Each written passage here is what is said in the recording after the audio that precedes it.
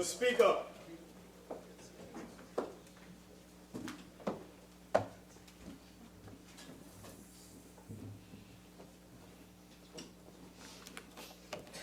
Almighty God, we give thanks to you, the creator of the universe, and humbly beseech you to direct and prosper the deliberations of the members of this house here assembled for the advancement of your glory and the trust and welfare of the people of Trinidad and Tobago. Grant that peace and happiness, truth and justice may be established amongst us for all generations. Amen, amen, namaste.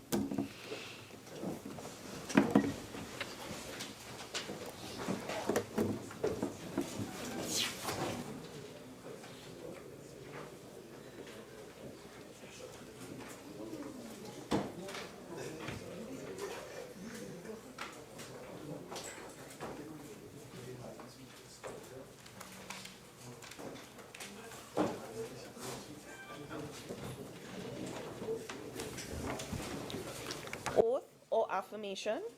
Announcements by the Speaker.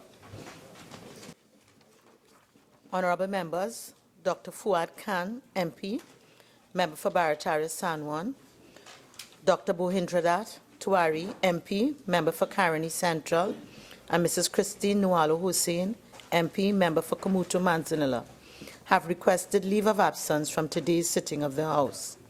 The leave which the members seek is granted. Bills brought from the Senate. Petitions. Papers. The Minister of Finance. Thank you, Madam Speaker. I have the honor to lay on the table the following paper. The report of the Auditor General of the Republic of Trinidad and Tobago on the financial statements of the Trinidad and Tobago Civil Aviation Authority for the year ended September 30th, 2006. I beg to move that paper number 1 be referred to the Public Accounts Committee. Honorable members, the question is that paper 1 be referred to the Public Accounts Committee. All in favor say aye. Aye. Any against? The ayes have it. The Deputy Speaker. Madam Speaker, I have the honor to lay the following paper. The 29th Annual Report of the Integrity Commission for the year ending December 31st, 2016. The Minister of National Security. Madam Speaker, I have the honor to lay the following paper. The Annual Report of the Operations of the Interception of Communications Act for the period January to December 2015. Reports from committees. Prime Minister's questions. Urgent questions. Member for Prince's Town. Thank you, Madam Speaker. Madam Speaker, through you to the Honourable Minister of Sport and Youth Affairs. In light of the public interest and safety with respect to the opening of the Brian Lara Stadium in Tarouba, could the Minister indicate the measures which were put in place to address the structural steelwork problems that were identified in the McCaffrey report submitted to the Off Commission of Inquiry into the stadium? Minister of Sport and Youth Affairs. Leader of the House. Madam Speaker, can we have that question asked again at a later stage? Yes, sir. Thank you kindly. We'll take that question at the end, as the last question. Thank you. Member for Miaro. Thank you very much, Madam Speaker. Through you to the Minister of National Security. With over 100 bushfires attended to in the Miaro constituency over the past week, could the Minister inform this House as to when the Miaro Fire Station will be outfitted with the required fire tender to lend the much-needed support at this time? Minister of National Security. Thank you, Madam Speaker. Madam Speaker, Miaro is a new fire station, and in fact the procurement process which was started for new fire tender started after the fire station was constructed. However, the tendering process was completed and evaluation has taken place at this time. In the interim, Madam Speaker, the Chief Fire Officer advised me that a tender will be at the Miaro Fire Station this afternoon, but they have always been supported by the Rio Claro Fire Station, and I will continue to do so, Madam Speaker. Speaker. Member for Miaro. Minister, can you say if the Chief Fire Officer plans to firm up this? Because I have been promised this in speaking to the Chief Fire Officer on many occasions, and this weekend, Friday, and we have never seen the engine. So can you confirm whether we will see this evening? Thank you. I can say safely that the Chief Fire Officer spoke to me and he said that the fire tender would be there at Miaro by this afternoon. I take him for his word. Member for Miaro. Thank you very much, Madam Speaker. Through you to the Minister of Energy and Energy Industries. In light of the recent Petrotrin oil spill, could the Minister indicate whether the government intends to implement the recommendations of the Integrity Asset Report, which was commissioned by the previous administration? Minister of Energy and Energy Industries. Thank you, Madam Speaker. Madam Speaker, the National Facilities Audit of the oil and gas industry of Trinidad and Tobago was in fact commissioned in July 2015 and was completed in April 2016. It's a project of the Ministry of Energy and Energy Industries. In this report, 30 companies, both from the upstream and downstream sector, were audited for asset integrity. Recommendations were made on all the companies' asset integrity management system. Reports recommending areas of specific improvement were discussed with the individual companies. As it relates to Petrotrin, asset integrity, as you all know, is one of the highest priority items on Petrotrin's agenda, because from the SWOT analysis that was done by the asset integrity study, it did in fact indicate that asset integrity is one of the key areas that needed improvement. So in other words, it is our intention to implement in the shortest possible time the recommendations of the asset integrity report. Member for Miaro. Supplemental, Madam Speaker. Minister, can you identify or say whether the tank that was ruptured in the recent oil spill, if that was mentioned anywhere in the integrity report, that particular tank? Minister of Energy and Energy Industry. I really haven't read the entire integrity report, but I'm not certain, but I will definitely cross-check that and see if it was in fact identified and if remedial recommendations were in fact put forward, why it was not done if it was so done. Member for Point-a-Pair. Thank you, Madam Speaker. Could the Minister of Energy and Energy Industries state what was the total quantity of the oil spill? Minister of Energy and Energy Industries. The current information we have, when the tank was breached, the tank had a certain capacity. What was remaining in the tank was pumped into another tank. The oil that leaked, you have to do some calculations. The oil that was recovered minus oil that was pumped, plus oil that was stayed in the environment. Our current estimate is that approximately 300 barrels of fuel oil was leaked into the marine environment. Member for Oropouche West. Madam Speaker, to the Minister of Agriculture, Land and Fisheries, in light of the temporary ban on meats imported from Brazil, could the Minister indicate what measures are in place to ensure that no illegal or banned meat resurfaces? Minister of Agriculture, Land and Fisheries. Thank you, Madam Speaker, and thanks to the member for the question. Madam Speaker, earlier this week, the Ministry of Agriculture, Land and Fisheries announced that the restrictions on the importation of meat from Brazil, those restrictions were lifted, and importers are allowed to bring meat into the country. Notwithstanding that, Madam Speaker, as a matter of routine, the Ministry of Health, and where required, the Ministry of Agriculture, Land and Fisheries conducts surveillance at retail outlets around the country, and that would include surveillance on meat products to determine whether the meat has been brought into the country with the appropriate permits. Thank you. Member for Oropouche West. Honourable Minister, how often are those surveillance done? Madam Speaker, as I have said, surveillance is conducted on a routine basis. It is part of the work of the public health inspectors of the Ministry of Health, and where required, the support of the Ministry of Agriculture, Land and Fisheries is given. Member for Miaro. Just supplemental to the Minister. Minister, can you identify if, or can you say if that the stock of like the corned beef and so on that was removed from the supermarket shelves, Are they allowed to be returned onto the shelves now based on the information received from the Ministry of Health?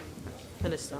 Madam Speaker, the recall process initiated by the Ministry of Health is a three-stage process. The first stage was to remove the products from the shelf. That was done.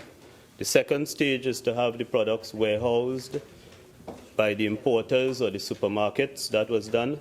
And the third stage, to which the importers and supermarkets were not required to move, is the stage of destruction by the Ministry of Health, because the restrictions were lifted before the products were destroyed. And as we've said in the release to the country, the products which were imported into the country prior to the restrictions being imposed on March 21st, 2017, are allowed to be returned to the shelves for retail sale. Member for Vancouver South. Thank you, Madam Speaker. To the Minister of Finance, could the Minister inform this House of the primary focus of his ministry's education campaign on the property tax? Minister of Finance. Thank you, Madam Speaker. The Ministry of Finance is targeting all property owners of Trinidad and Tobago through the following media: the Ministry's website with the supporting hotline, the frequently asked questions also on the Ministry's website, and the newspaper advertisements with other relevant details, television and radio advertisements, online advertisements, social media postings, television and radio interviews. And the focus in terms of issues is whether the property tax is a new tax, how is the system different to the system used prior to 2009, what are the processes for valuation and property tax assessment, what is the annual rental value and how it is calculated, what is the annual taxable value, do all properties in Trinidad and Tobago have a rental value, what is the valuation role, who is responsible for the valuation of the property, how is the value of the property calculated, how often will a valuation be conducted on property, and also an explanation of the relevant provisions of the Valuation of Land Act and the Property Tax Act. Member for Vancouver South. Thank you, Madam Speaker. As the Minister of Finance continues his mission to impoverish the people of Trinidad and Tobago, could the Minister inform this House of the cost? Member, please ask a question. Thank you, Madam Speaker. Guided, could the Minister advise this House as to the cost of the Ministry's public relations campaign? Minister of Finance. Madam Speaker, that is a completely different question, and I would be happy to answer it if the member poses it in the proper manner. However, I am certain that the return would be at least 100 times the cost, and therefore it is money well spent. Member for Naparima. Speaker, would the Minister not have considered, consistent with good planning, that the educational program should have been introduced prior to the information presented to the population? Member, I would allow you to rephrase that question. I find it argumentative, but I'll allow you to rephrase it. You want me to rephrase it, Madam Speaker? Yes. Would the Minister give the reasons why the education program was not introduced prior to the launch of this project? Minister of Finance. Thank you, Madam Speaker. The first phase of the process is education, and also a request to property owners to submit a return identifying their property. After that will come the assessment and the actual notice to property owners with respect to the amount of tax that they are required to pay. And therefore, the education program is in progress long before property owners would get the assessment notice. Member for Vancouver North. Thank you, Madam Speaker. To the Minister of Works and Transport, given the problems encountered on the maiden voyage of the Trinity Transporter cargo barge, resulting in the severe delay in arriving at its destination, Could the Minister please state what has been done to remedy this situation so that the people of Tobago are not adversely affected? Minister of Works and Transport. Thank you, Madam Speaker. Madam Speaker, there were no problems, mechanical or otherwise, with the vessel Trinity Transporter on its maiden voyage on Wednesday, 24 April 2017. The vessel, upon completion of loading on its maiden voyage, had to get clearance from Tide Surveyors Office Customs before departing from Port of Spain. This resulted in a delay in departure. The vessel transmit time to Tobago was approximately 12 hours. The delay was caused at Customs in getting the dredger book that must be signed by Customs before a foreign flag vessel can move from one port to another. Thank you. Over North. Thank you, Madam Speaker. Minister, how are you dealing with the Tobago Truckers Association, who said they will not be putting any trucks on the barge because the 8-foot wall of the barge can't cut it? Yes. Member, I won't allow that question as a supplemental. I will take that. All right.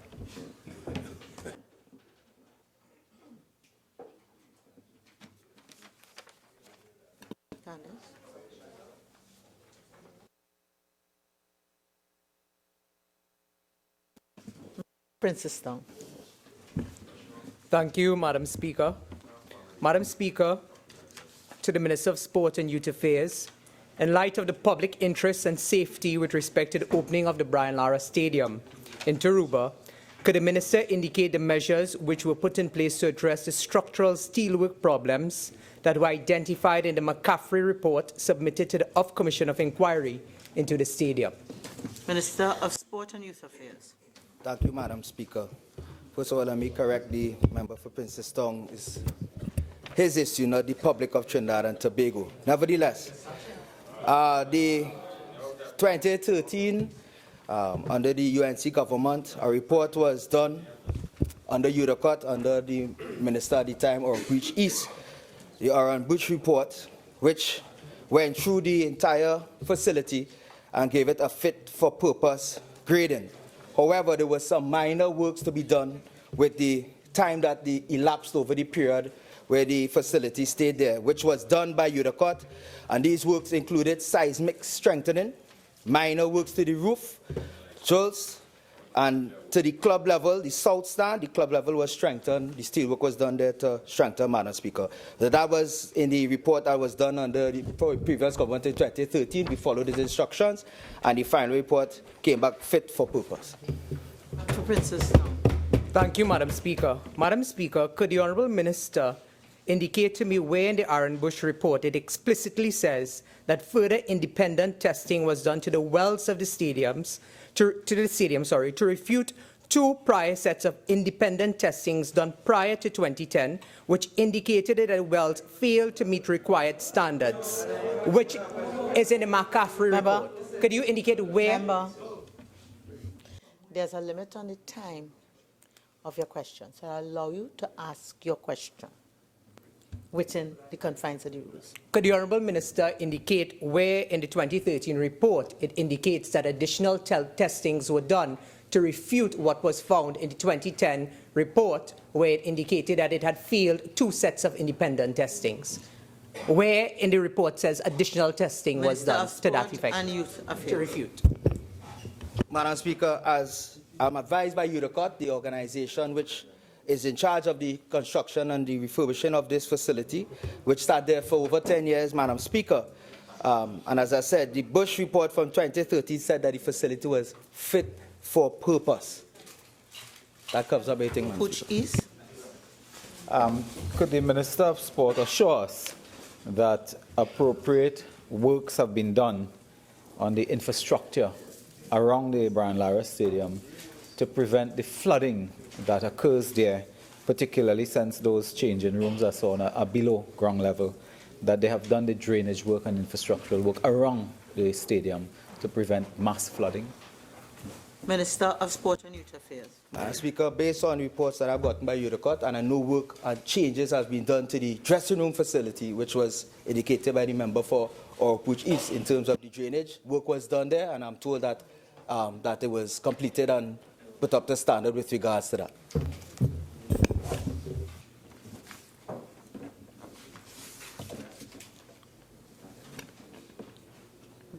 These are urgent questions. Only 2 questions are allowed. Questions or notice? Questions for oral answer. Member for Oropouche East. 1 minute, please. Leader of the House. Thank you very much, Madam Speaker. Member for Oropouche East, please. Leader of the House. Thank you very much, Madam Speaker. Madam Speaker, today we're asking for a deferral of question number 107, and which is an oral answer, and question number 84, which is for written answer. Thank you very kindly.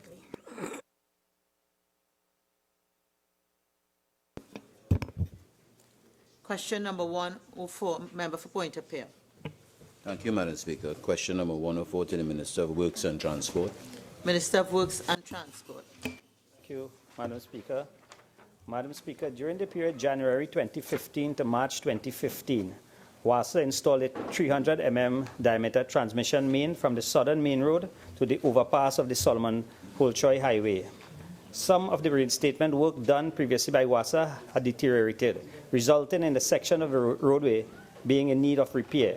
On March 2017, WASA commenced restoration work, which are now 80% completed. The major defects have been repaired, and this has alleviated much of the inconvenience experienced by the members of the public with regard to the flow of traffic.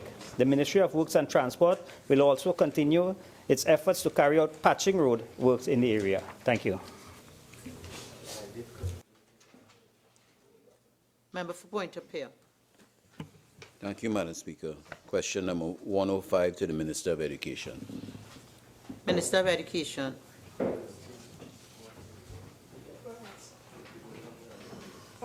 Madam Speaker, on behalf of the Minister of Education, the contractor suspended works on the Macaulay Government Primary School site on the 15th day of April 2016, at which point construction works were 35% completed. Because of the difficult financial situation that the country faces at present, significantly less funding is available for construction projects.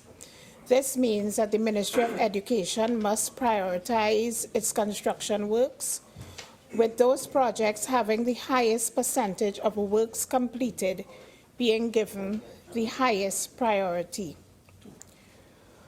Whilst the Macaulay Government Primary School remains a priority for the Ministry of Education in its construction program, resumption of works will depend on the availability of funds. The Ministry is therefore not in a position to definitively state when construction works on the Macaulay Government Primary School will be resumed. Thank you very much, Madam Speaker. Point of Peer. Thank you, Madam Speaker. Supplemental. I guess to the Leader of Government Business, would the Minister, through the Minister of Education, state that the present Macaulay Government Primary School, if some repairs can be done to that present school? Leader of the House. Madam Speaker, on behalf of the Minister of Education, I would like to indicate that once we are fully aware of what needs to be done and the funds are available, we will do the repairs that are requested. Caroni East. Minister indicate what steps will be taken to treat with the contractor who completed 35% of the work and have not been paid, and therefore give a cessation of the construction. Thank you very much. Sorry, thank you very much, Madam Speaker. Madam Speaker, as money becomes available, we will pay the contractor. But Madam Speaker, quite a number of contractors were left unpaid, and we are in the process of paying contractors as, I am being corrected by the Minister of Finance. All the contractors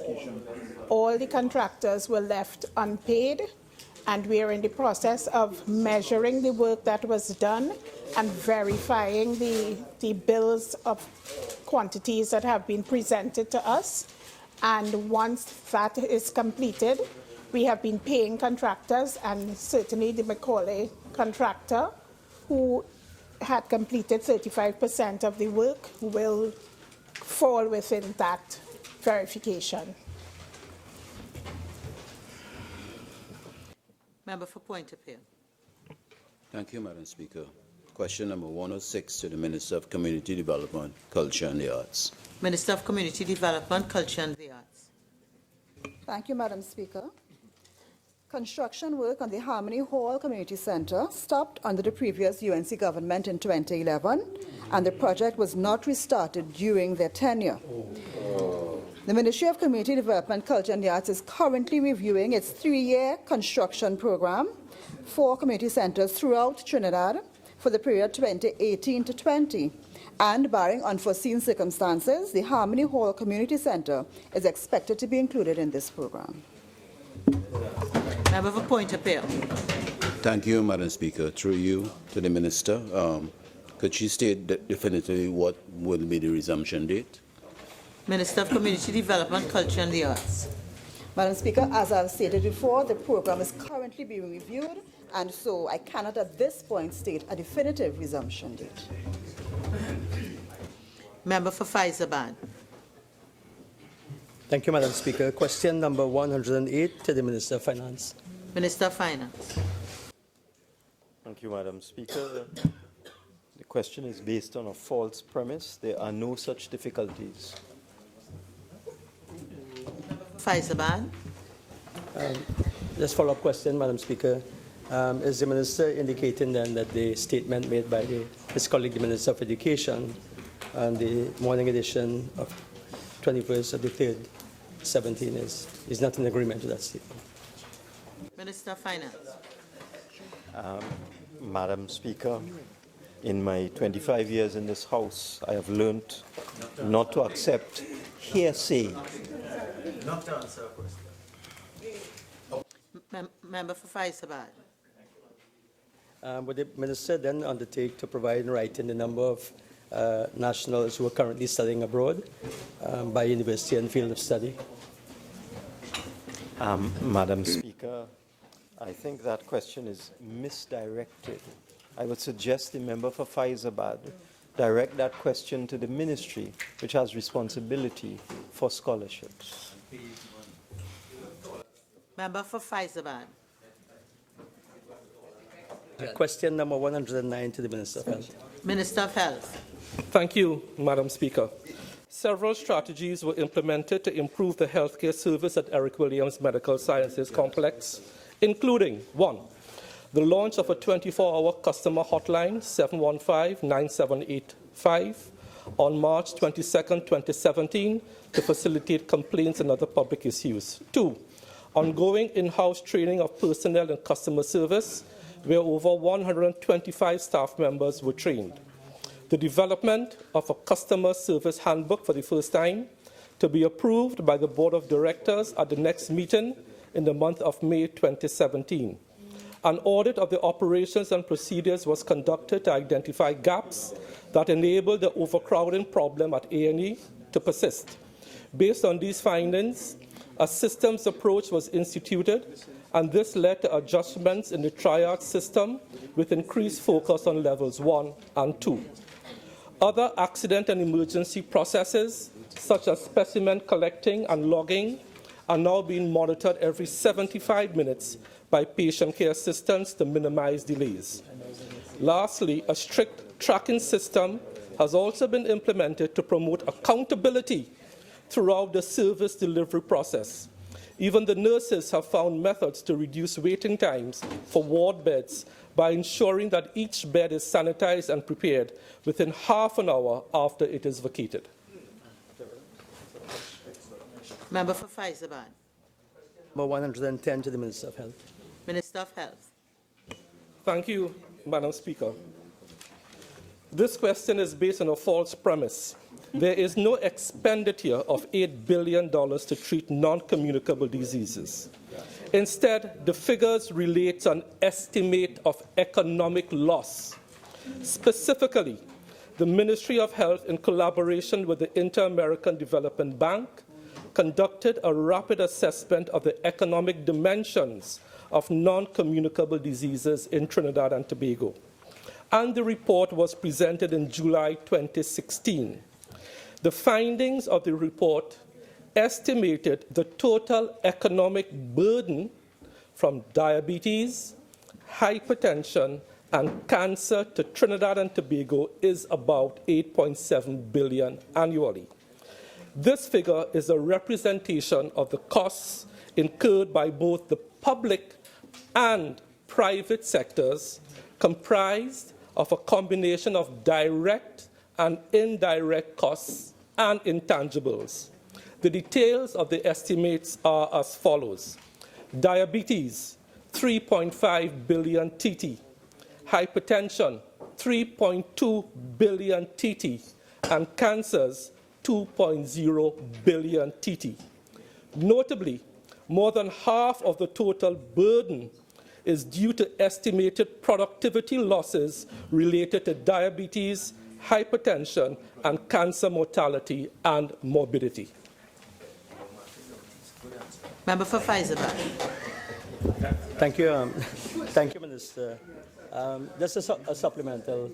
Minister, would you give consideration to perhaps providing some sort of screening booths, for example, in public spaces like groceries, supermarkets, and shopping malls and so on, in view to prevention, screening tests for diabetes and hypertension? Thank you. Madam Speaker, we are formally launching our NCD program next week, Wednesday, at the Hilton. Out of that will be a series of strategies to try and treat people and screen people as early as possible.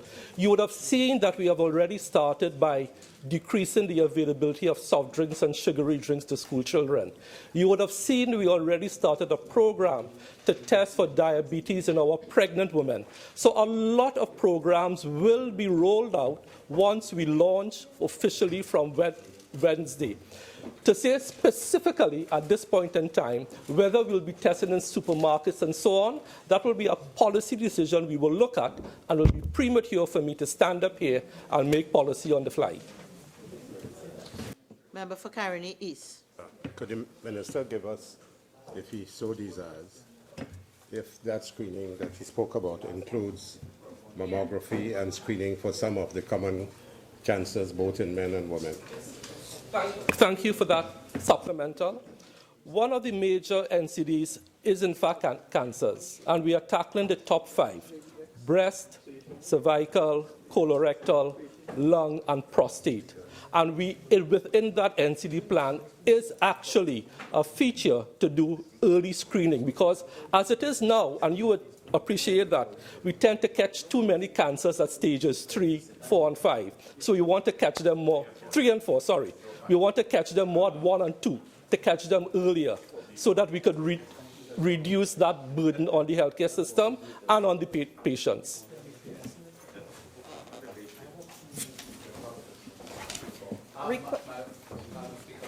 Member for Oropouche, please. 2913. May I ask, pursuant to Standing Order 2913, that you cause to be written to the Honourable Prime Minister a stern letter seeking reasons for the delay in answering question number 107. Honourable Member, your request is noted.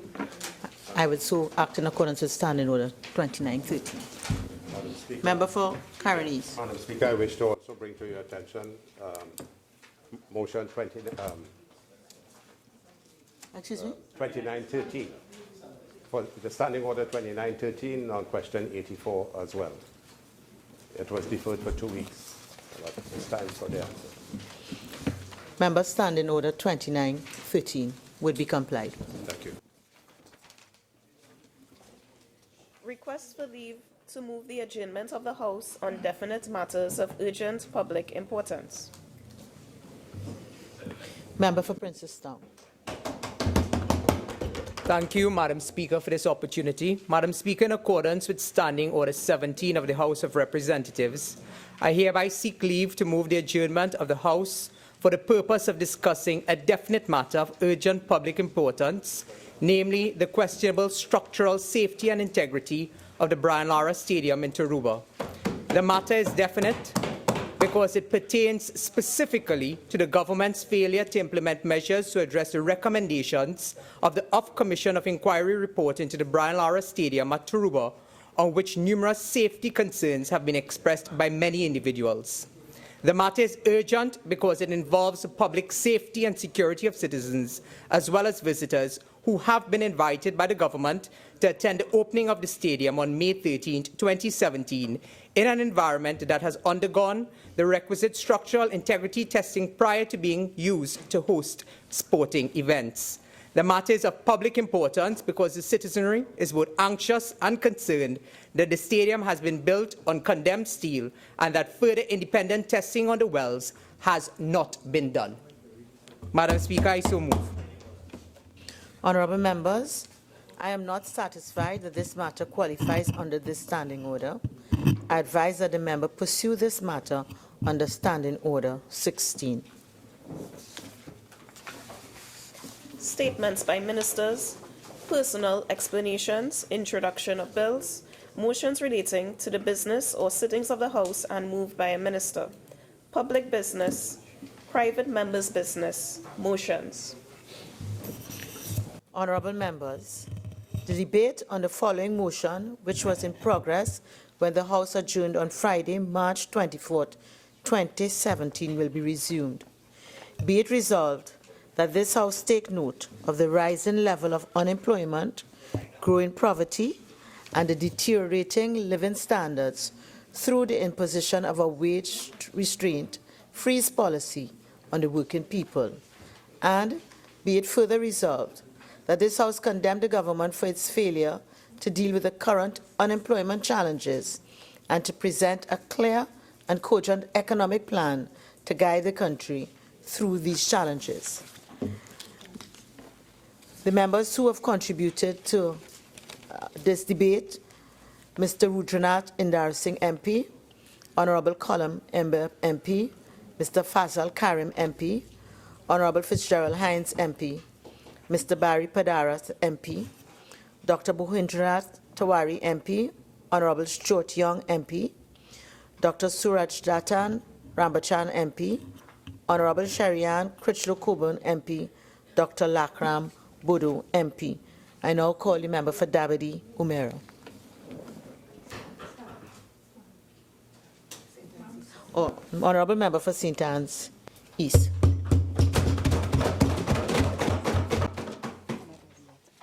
Thank you, Madam Speaker, and for the opportunity to contribute in this Honourable House on this motion that has been postulated by the opposition. Madam Speaker, I just want to deal with the first part of the motion in the onset of my contribution, where it says that, be it resolved that this House take note of the rising levels of unemployment, growing poverty, and the deteriorating living standards through the imposition of a wage restraint or freeze policy on the working people. Madam Speaker, I want to not even go further, because in Trinidad we have a saying that if you start bad, then it makes no sense going much further. And I'm contending that this resolution starts bad. If we look, we all speak dialect in this country. We know how to speak well and we know how to convert into the dialect. So we know exactly what we are speaking about when we say start bad. That's right. The first thing I want to discuss is the whole issue of the unemployment, the rising levels of unemployment that have been attributed to the imposition of a wage restraint or freeze policy by the government. Madam Speaker, in Trinidad and Tobago, as of 2016, our unemployment rate was at 4.4%. I want to offer some other statistics for other countries that are well known to us. For example, the US, 4.5%, Barbados, 10.2%, Saudi Arabia, 5.7%, Canada, 6.7%, and Jamaica, 12.9%. And sometimes when we consider what's happening in the global environment, it puts things into sharp context. So we had 4.4, which, yes, is up from 2015, which was around 3.8 or so. But if we look at our overall trend in unemployment over the years, Madam Speaker, 1991, we were just around, the ILO statistics puts it at about 18%. And so if we compare where we are today, generally we've had a decrease in unemployment trends if we're looking at the broader spectrum of our development. And if we look at the ILO figures again, that is giving the world averages. The world average in 2016 was 5.7. We were at 4.4. So I want to state that though the global situation is even higher than we are, yes, we do have rising levels of unemployment, and that is understandable given the global trends that we see happening today. The ILO has said that global unemployment was projected to rise from 2016 to 2017. So we're discussing Trinidad and Tobago in the context of the world, because we are an island, Madam Speaker, but we are not separate from the rest of the world. And the ILO has even offered some statistics and some explanations as to why global unemployment is increasing. And it's saying that employment outlook has weakened, notably in oil-producing countries, of course, which we are one. Another quote states that the unstable economic environment associated with volatile capital flows, still dysfunctional financial markets, and the shortage of global demand continue to affect enterprise and investment and job creation. A quote from The Guardian, the UK Guardian, states that unemployment would rise to an all-time high of 200 million for the first time in 2017 due to the economic slowdown. And so it is clear from all the indicators that economic slowdown results in job loss, results in a global rise in unemployment, and therefore, in Trinidad and Tobago, we are not exempt from the rest of the world, and nothing has been attributed to government policy on wages. It's been attributed to the situation we all know is happening. So it's disingenuous of the opposition to come at this point to try to attribute that and pin it down to policies of the PNM government. If we look at our own examples in this country, and something that is still fresh with all of us is the ArcelorMittal situation. In 2016, 700 of our workers faced the breadline. Was that due to a wage restraint policy of the government? The company said very clearly that they were losing their international markets, drying up, and that is what resulted in the action that was taken. If we look worldwide, we also have to recognize very carefully that it's happening all over the world. We have some well-known retailers in the US, well-known, very profitable countries that are suffering similar problems. For example, Walmart, we all know Walmart. In 2016, between 2016 and 17, closed 269 stores worldwide, 154 in the US. Kmart, 78 stores closed. Ralph Lauren, 50 stores closed worldwide. JCPenney, 138. Payless, 400 stores worldwide. In the UK, the trend is similar, where 52 companies are failing between 2016 and 17, resulting in greater than 2,000 stores closing and more than 30,000 people affected that way. So the trend, Madam Speaker, is not in Trinidad and Tobago alone. We are a part of the world, and we are experiencing the same challenges that the world is experiencing. And Madam Speaker, as we consider again the whole issue of government's response to these challenges and to these situations that arise in their country, and we think about this whole issue of, as the resolution states, growing poverty and deteriorating living standards, I want us to consider what is the situation in our neighboring country, Barbados, very close to us in our region, and what has happened and how they have been faring with the situation that is facing the world. According to an article in the Nation News, Barbados, on April 21st, 2017, a writer is calling for cuts in the salaries of civil servants. And they are calling for this themselves in response to the fact that they are facing job loss. And they are saying that in between 2013 and 14 and 15, almost 2,000 persons were laid off from the civil service, just in an attempt to cut government expenditure to deal with the economic downturn and the lack of revenue. And they are saying in Barbados that they prefer to cut their salaries rather than to lose their jobs, as some people have had to because of the circumstances facing them. Since 2009, there has not been a pay raise in the civil service, and they are calling for a further cut of jobs. And so that should indicate to us the seriousness of the situation that they are facing. And, Madam Speaker, I dare say we are also in the same boat, facing a serious situation of economic downturn. But what has been our response? What has been the response of the government of Trinidad and Tobago, the PNM government, since 2015 when we assumed office? We have been facing sharply declining revenue. I think the Minister of Finance has on many occasions elucidated the problems that we've had and how we have been facing that. In the first quarter of 2017, we have had a 29% decrease in revenue. Between 2015 and 16, revenues declined by 28%. Our energy-related government revenue in 2016 was 1% of GDP, whereas in 2015, it was 8%. So it is clear that we have also been facing a serious economic downturn and having to deal with this. And what has been our response to that? We've heard what Barbados' response was and continues to be. What is our response to that?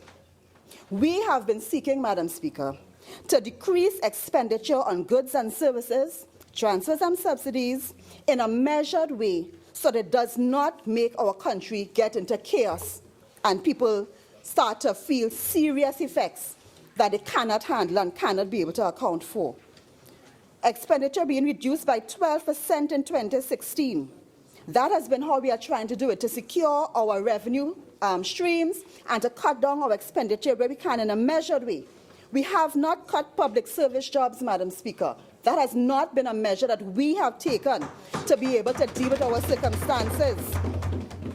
As a matter of fact, just this year, we have been paying out, and the Prime Minister is quoted as saying, billions we have been paying out in back pay to our public servants, and this in the face of the decline of our revenues.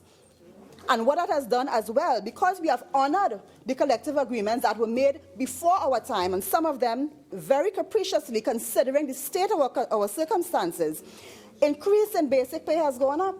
So we are faced with a situation where we have the same crunches as the other countries, but the government has responded in a way that cushions the effect of that on our public service. And all of this in difficult times. And yet still we are faced with a resolution saying that the government has a wage restraint and freeze, which is causing deteriorating living standards and growing poverty. Madam Speaker, we did not do as others have had to do, and we thank God for that. But we also thank God for a finance minister and a prime minister who have enough vision and imagination to be able to handle things in this way, experience doing things in a way to cushion the effects on the country.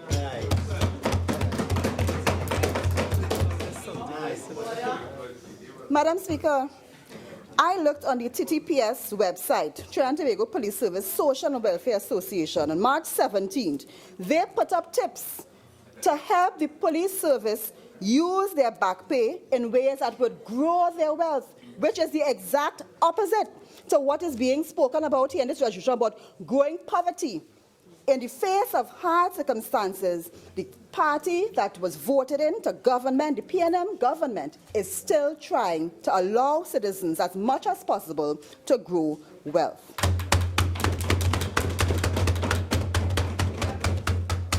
Madam Speaker, when we think and we look at this whole issue of this resolution, speaking about growing poverty and deteriorating living standards through the imposition of a wage restraint or a wage freeze, a responsible government has to respond to the conditions that they are faced with in the world. Let us think about our living standards a little more closely. We just passed through the carnival season. And Madam Speaker, I know, and I think I saw you involved in the carnival masquerade, as were many people in this country.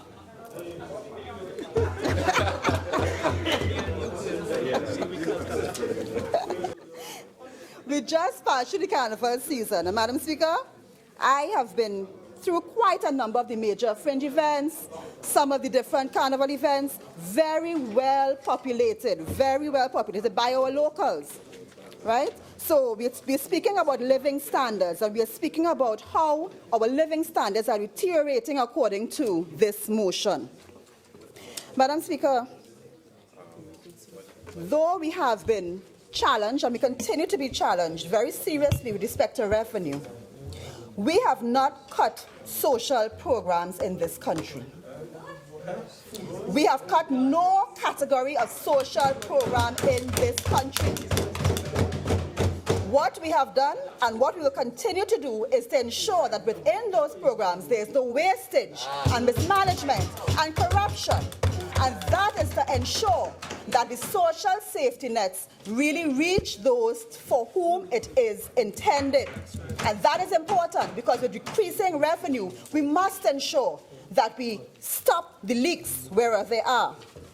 Madam Speaker, we are speaking about deteriorating living standards in a country where health care is still free for the public. We are speaking about deteriorating living standards, but we are in a country where education is still free from nursery and up to tertiary. Even though we've had to streamline, we still have this accessible to our public. We still have community groups coming, and I'm speaking now from the aspect of the Ministry of Community Development, Culture and the Arts. Community groups still being able to come to the government for assistance to have events in their community and boost community life. Religious organizations coming on their national days and festivals, still able to get support from the government, even in times of declining revenue.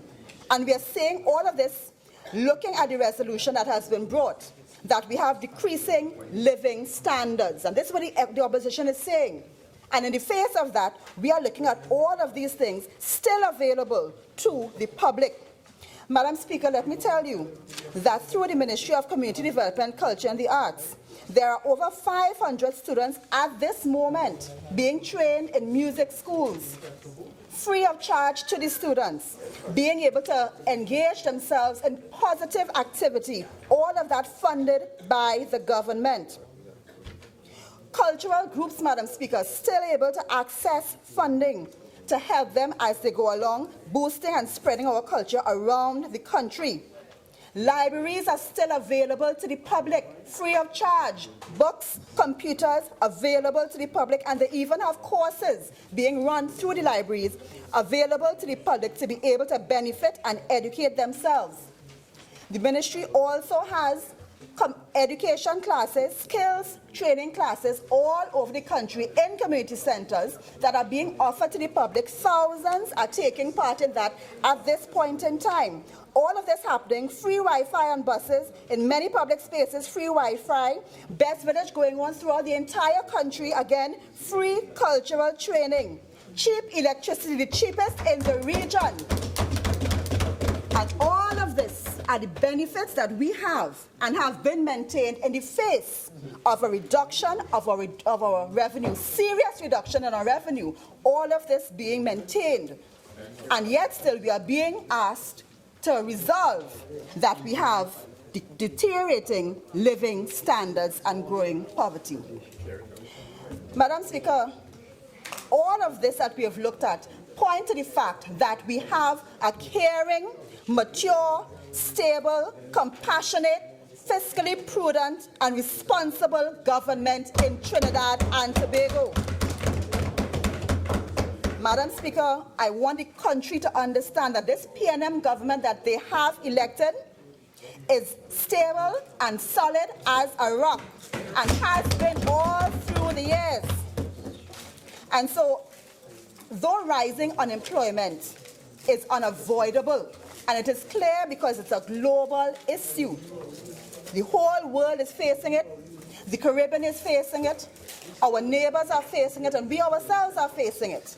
But regardless of that fact, we have a responsibility as a government to be stable, to respond without panic, to have a measured tone, so that as we reduce our expenditure in a measured way, as we secure our future gas revenue, we are doing all of this to secure the future of the working population to a large extent. So, as we go about doing the business of this country, Madam Speaker, I just want to say that we reject out of hand. I didn't even get to the last part of the resolution because, Madam Speaker, it started bad. And when you start bad, you have to stop it. You have to nip it in the bud. So we're not even going to the other part of it. And I want to say to the country that even though we are facing the effects of the global downturn, the government you have elected is doing its best to mitigate against the circumstances that would lead to this kind of thing happening. And so we reject the unpatriotic propaganda of the UNC, trying to encourage us to believe that our circumstances are worse than they really are. This PNM government knows what to do. This PNM government is experienced. This PNM government has brought the country out of these kinds of circumstances before and worse. And Madam Speaker, we will do it as we know to do it. Madam Speaker, I thank you.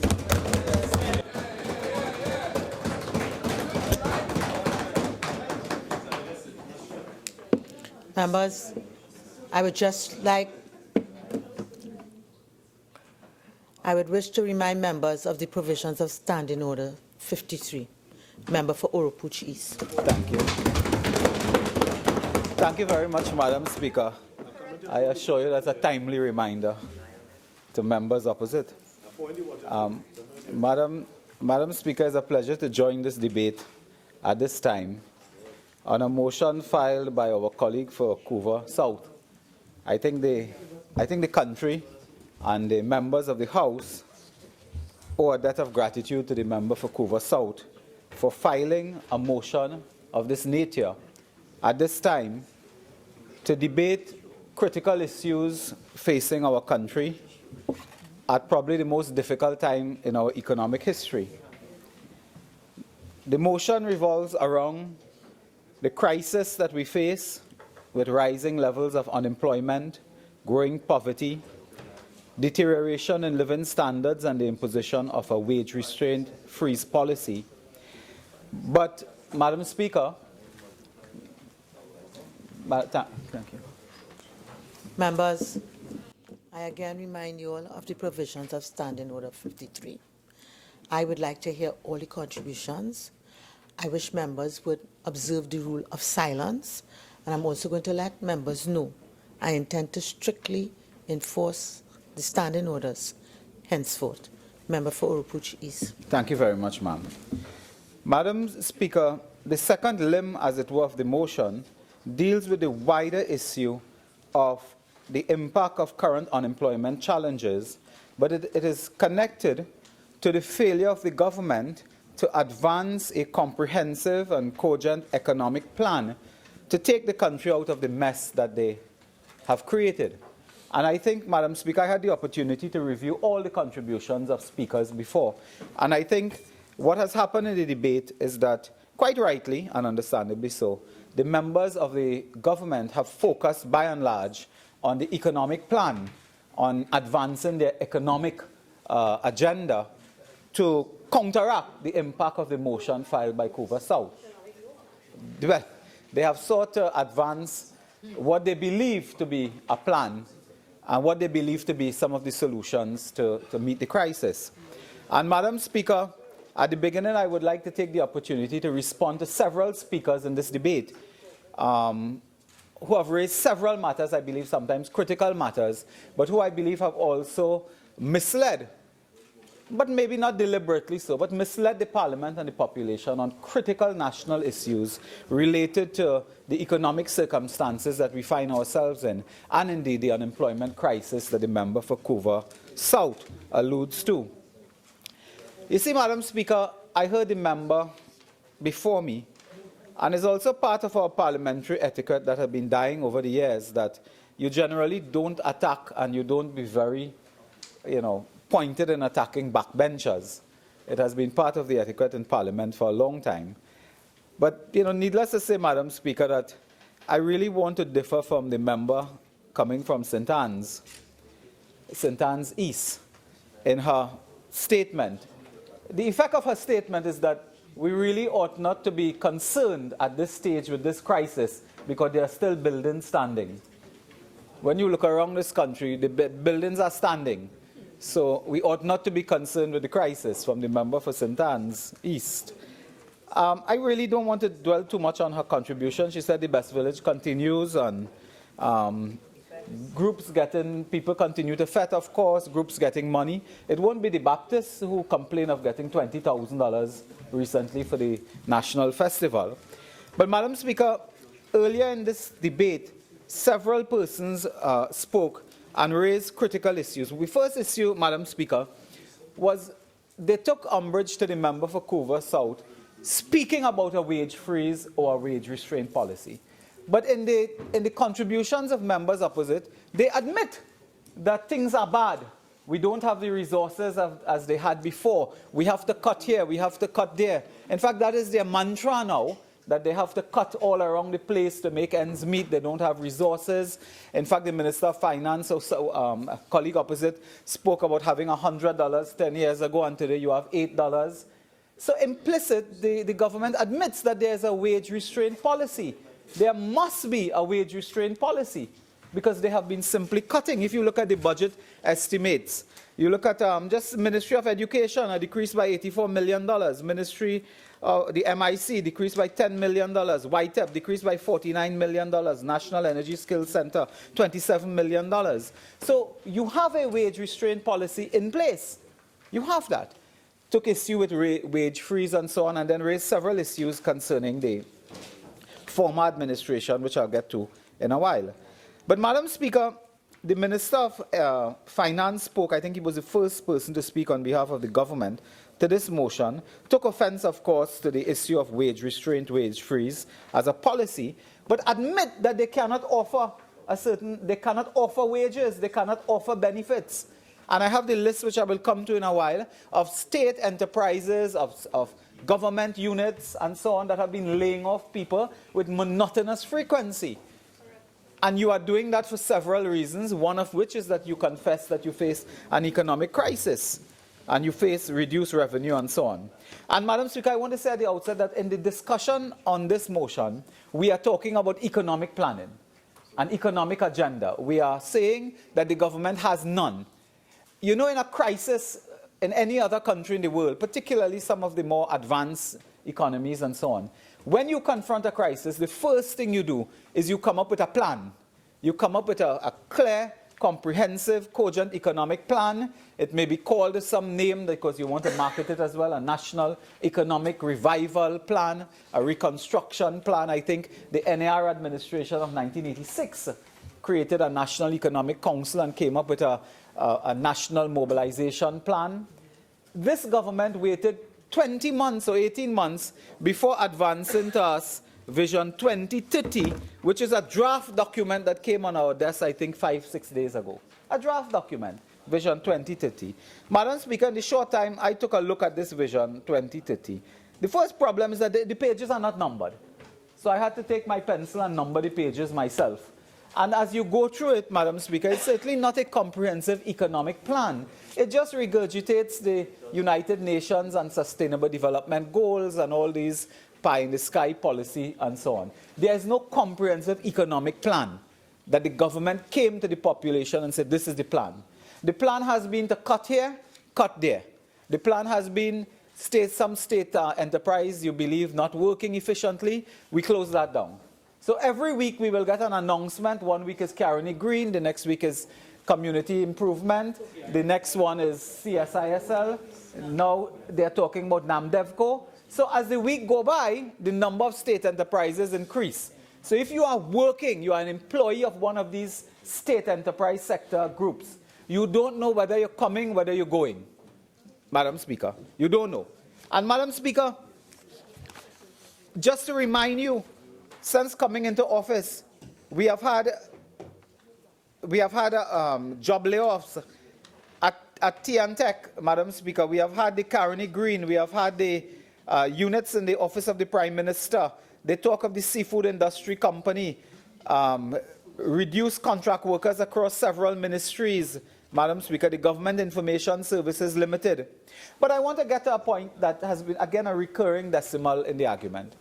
This is a government that argues at every single point, don't blame us, blame somebody else. Yeah, right. It's not me, it's Pusungi.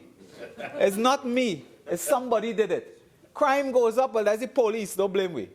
The university we are quarreling for in South Trinidad, that is not government, that is we, don't talk to us.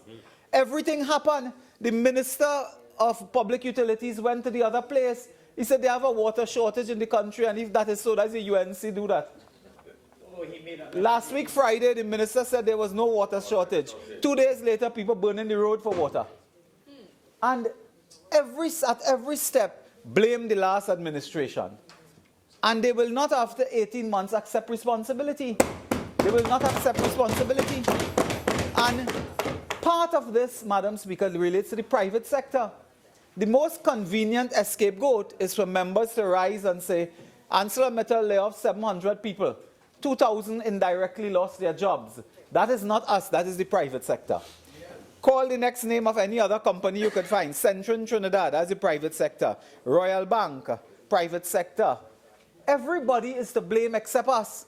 But the role of a government is to facilitate employment expansion or retaining employment in the private sector as well. When we were in office, you look at any of the large private sector expansion projects that are taking place today. The warehouse along the highway Freeport there, that was started and facilitated by our administration. You look at private enterprises creating malls and shopping hubs and so on. They were all facilitated and started under the People's Partnership. If I am not mistaken, the only project in the private sector that they turned sod for was for a car park in Port of Spain. I don't know if it has started, it has stopped. I don't know if car parking or not. But not the private car park for the ministry. The member from La Hawkeda Talparo, I think he cut the ribbon to open a car park by his ministry. But it's not that. It is larger projects that the government have not been able to work with the private sector. Because there is a serious problem, a failure to build consensus to meet and treat. And that is a development challenge. So members in this House tell us, that is not us, don't blame us for that, that's the private sector. Ancil said that they wanted to engage the government and the Ministry of Labour in a discussion before closure. They could not find the Minister of Labour. You all know that? They could not find. They wanted to discuss the matter. Had we been in office, we have said before, that project in Labre, the platform project, that would not have been transferred. We would have met and treated with the various stakeholders. We did it before. But the government has a hands-off approach and says, look, that's the private sector, that's not us. Yeah, they're doing that. So, Madam Speaker, the government ought to stop this passing of the buck, passing the blame. It is the government that facilitates, inspires, and assists the private sector to generate income, growth, prosperity. That's the role of a government. Huh? You are in government, under your departments, you have employment and so on. You are laying off people. And when it comes to job creation, I read the contribution, I think, from Lopino Bonner West.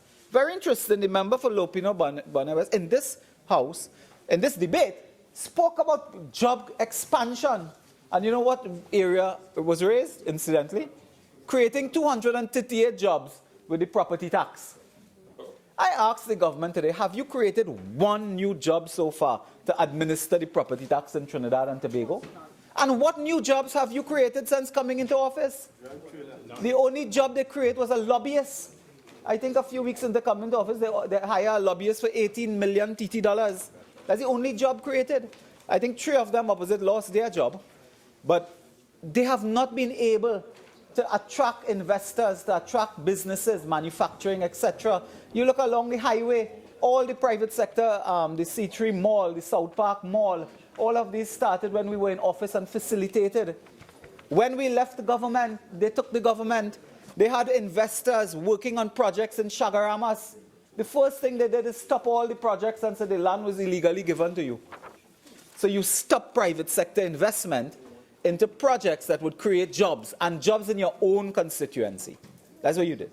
You couldn't do it. And they took 18 months, and today they still wiggle between allowing to start, stopping, allowing to start, stopping, and not knowing what are you doing. The Invaders Bay project, they talk about that all the time to generate. That project could generate as much as 10% on your GDP. We estimated that. And Madam Speaker, when you look at the Caribbean, what is happening? You look at countries like St. Kitts, Grenada, always Barbados, but increasingly now St. Kitts and Grenada and so on. They have been able to diversify their economy away from banana, away from spices and so on, and into services, banking, financial, insurance, entertainment, education in the context of Grenada. What have we done in the 2 years or 18 months you've been here? The hospital projects that we left you with, Point Fortin, Arima, Children's Hospital, everything stopped. Millions of dollars in health equipment wasted in Cuba. That was part of a job creation strategy to develop health tourism, develop education tourism. That was part of the strategy because we understood what was happening with the global commodity prices and so on. But you see, the Minister of Finance makes a very interesting comment in his contribution. It was, Madam Speaker, just to remind you, the 27th of the 1st, 2017. And the Minister of Finance at this point, he says, and the only economic plan that we can possibly have will be based on diversification and strengthening and enhancing of the energy sector. The energy sector. This government has always been a government and a political party with this over-focus on the energy sector. Anytime they come in, that is where they are. Because that is where they believe they can spend a lot of money. You all remember the projects at Petrotrin, and I'm coming to Petrotrin in a few minutes as well. Projects in Petrotrin, billions of dollars, because they felt that diversification had to do with energy, not services, not entertainment, not health, not tourism, not agriculture, and so on. Closing down Caroni Green, because they said the government shouldn't grow pepper. The Prime Minister said government is not in the business of growing pepper and is not commercially viable and so on. But yet, this government is in the business of running a cricket ground. Huh? They're running a cricket ground for $1.3 billion, but cannot grow pepper because you're not into agriculture. And on that cricket ground, Madam Speaker, and they helped a toilet paper factory, remember? On that cricket ground, there are serious concerns the member for Princess Song have been raising because, again, that is part of a strategy of expansion, sports tourism. The former government built the aquatic center, the cycling center, the tennis center, which is now run for racket sports. The former government invested millions and billions of dollars. The Brian Lara Stadium was there. And we estimated that there was serious structural, infrastructural work to be done, engineering work, redesigning. Today, they have spent about $100 billion. I suspect they change the bulbs, they wash the ground, and they paint over that place. That's what I suspect. But more on that another time, because the reports are there. How can you attract tourism, create the jobs? And in this debate, the member for Port of Spain North, when he spoke, identified tourism as an area for expansion to create jobs. Sports tourism is a fundamental area. The Minister of Sport, if and when he joins the debate, can tell us whether that Brian Lara ground is now accepted by the International Cricket Council for international matches. Whether it is compliant with health and safety regulations, and whether we will play anything else except a FET match there. Because what they're doing is they're really going to have a FET match. Why did this the cricket board? And I mean, I'm not into naming stadia and naming ground and so on, so I don't want to get into that. That is the next bacchanal. But in sports tourism, you cannot have sports tourism and have world-class facilities if the international body that governs that have not yet approved your facility. So, Madam Speaker, I leave that right there. And you see, that's the problem this government faces. They complain that they have no dollars, but in truth and fact, they have no sense. The problem with this government is not dollars, it's cents. And where the Minister of Finance spoke at length about raising revenue, and you have to raise revenue. Would you believe today, Madam Speaker, just today when the Minister was boasting in his contribution about the diversification into services and so on, he gave us a good boast about that. Do you know today, Madam Speaker, the Mark Bus, that they have announced that the First Citizens Bank IPO will net much less than anticipated. In fact, the share offering, which was expected to generate $1.5 billion to support his current budget, was 31.65% undersubscribed. Individual investors subscribed for 5.5 million shares, spending $177 million. So essentially, the IPO has collapsed and failed under their government because of a lack of confidence in the government of Trinidad and Tobago. So I asked the Minister of Finance, speaking on the 27th about expanding your revenue collection and expanding revenue to sustain your economic plan, or what he deemed to be an economic plan, how are you doing it now with the collapse of the IPO in the FCB? Is that now, according to you, is that now a junk offer to go with your junk bond? Because if essentially he will be accused of running a junk economy eventually that will have nothing to offer when they are through with this country. Madam Speaker, the minister and both ministers, I believe both Portesway North and the Gomartin Northeast, you see about 4 ministers of energy in this administration. Everybody, anybody who's anybody stand up and talk about energy here. And the one minister of energy, Madam Speaker, he was out of the loophole for some time. We are happy to see him back and hope he gets energy himself. Madam Speaker, they went to town attacking the NGC under our term of office, Madam Speaker, attacking the NGC. We squandered NGC money, $14 billion gone, and the last government is 16? You were fired from the cabinet and you know the difference between how much money gone. I mean, come on, man. So they started at 10, it reached 14, and if W. Amera have it might be 20 by the end of this day. So they spoke of that. Do you know it was a PNM administration prior to 2010 that had the policy to allow the NGC to spend 2 to 3% of its profit on corporate social responsibility? And Madam Speaker, that was a policy of the People's National Movement. When we were in opposition prior to 2010, NGC built pavilions and all type of thing in our own constituency. And what the policy was that as the profits increase, 2 to 3% of your profits will be more money. So, of course, you spend more money if you have more money. Today, they want to attack the former administration, as they did in their speeches, about squandering the NGC money. You know, Madam Speaker, there was a debate in 2014 on WASA NGC contract. At that time was the Beetham wastewater thing. And the member for the Gomartin Northeast, in those days, he spoke on every single thing conceivable. And he had this to say on Friday, April 25th, 2014. He said, Mr. Speaker, then it was Mr. Speaker. So the NGC is sitting on 12 billion and 14 billion, that is taxpayers' money. Those are dividends that should have been sent back to the corporation sold. You know what he's saying? That the money from NGC should be given back to the corporation sold as dividends. When we took it to use it for the benefit of Trinidad and Tobago, they quarreled. But what is that? You knew that when NGC makes money, it is for the benefit of the country. It is not money to stash away somewhere. They will have money for investment, reinvestment, plant, and so on. But it is for the benefit of the country. The member of the Gomartin Northeast, before becoming finance minister, scolded us. He said, why are you leaving NGC with that money that belongs to the government? It belongs to the people. The member for the Gomartin Northeast. When we took it to spend for the people, they vexed. And NGC sponsored the national cricket team. When they were in office, they had a chicken company in India, Venki Chicken, sponsoring Trinidad and Tobago in India. That is how shameful it was at that time. So the NGC did that, Madam Speaker, and corporate social responsibility is well established as a policy at the NGC. The Beetham wastewater project, they raised that again here.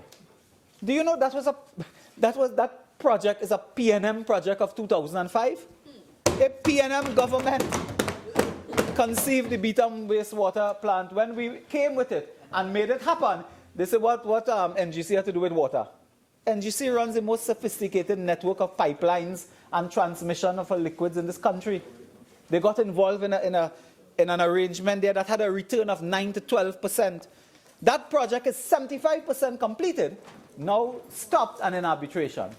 That is a serious scandal that this country will face on their failure, their legal and policy failure to continue some of these projects that would have brought benefits to this country. Madam Speaker, they raised other issues, and you know they have a chairman down there who is at large, a chairman making political comments about former board and former directors and so on. That fellow will be well advised to stay out of politics and involve himself in something else. I don't want to deal with that now. Madam Speaker, Crooks is his name? Brooks, yes. Madam Speaker. Please. No, I just got the name right. And please keep within the confines of the motion. Madam Speaker, so I'm looking at the contributions that the others have made on this matter, and the others have raised the issues of attracting foreign investment, manufacturing, and so on. I think we mentioned that before, and private sector-led growth. In fact, again, we have been talking about private sector-led growth as a pillar of the economic expansion of Trinidad and Tobago. To this day, they have nothing to show in terms of private sector involvement in this economy.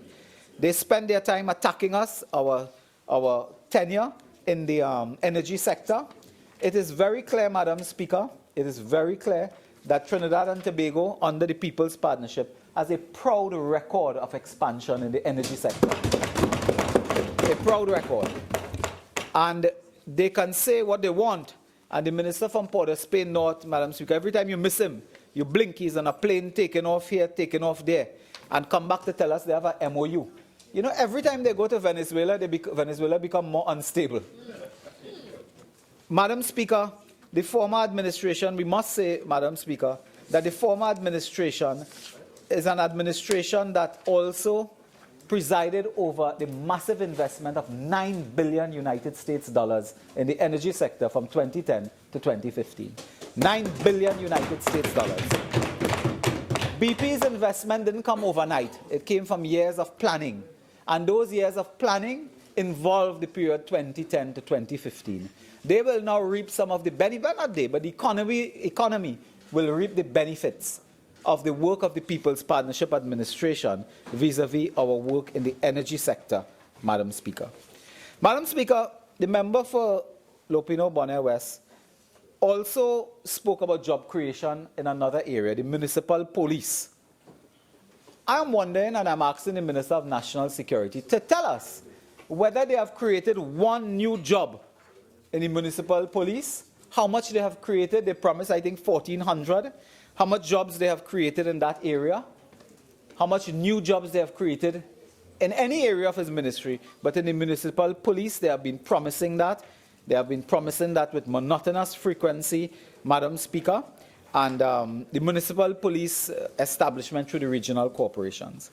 Madam Speaker, the members opposite in advancing what they claim to be their economic agenda and so on, spoke about revenue. And I want to get to revenue, Madam Speaker, because you will not be able to do anything unless you raise revenue.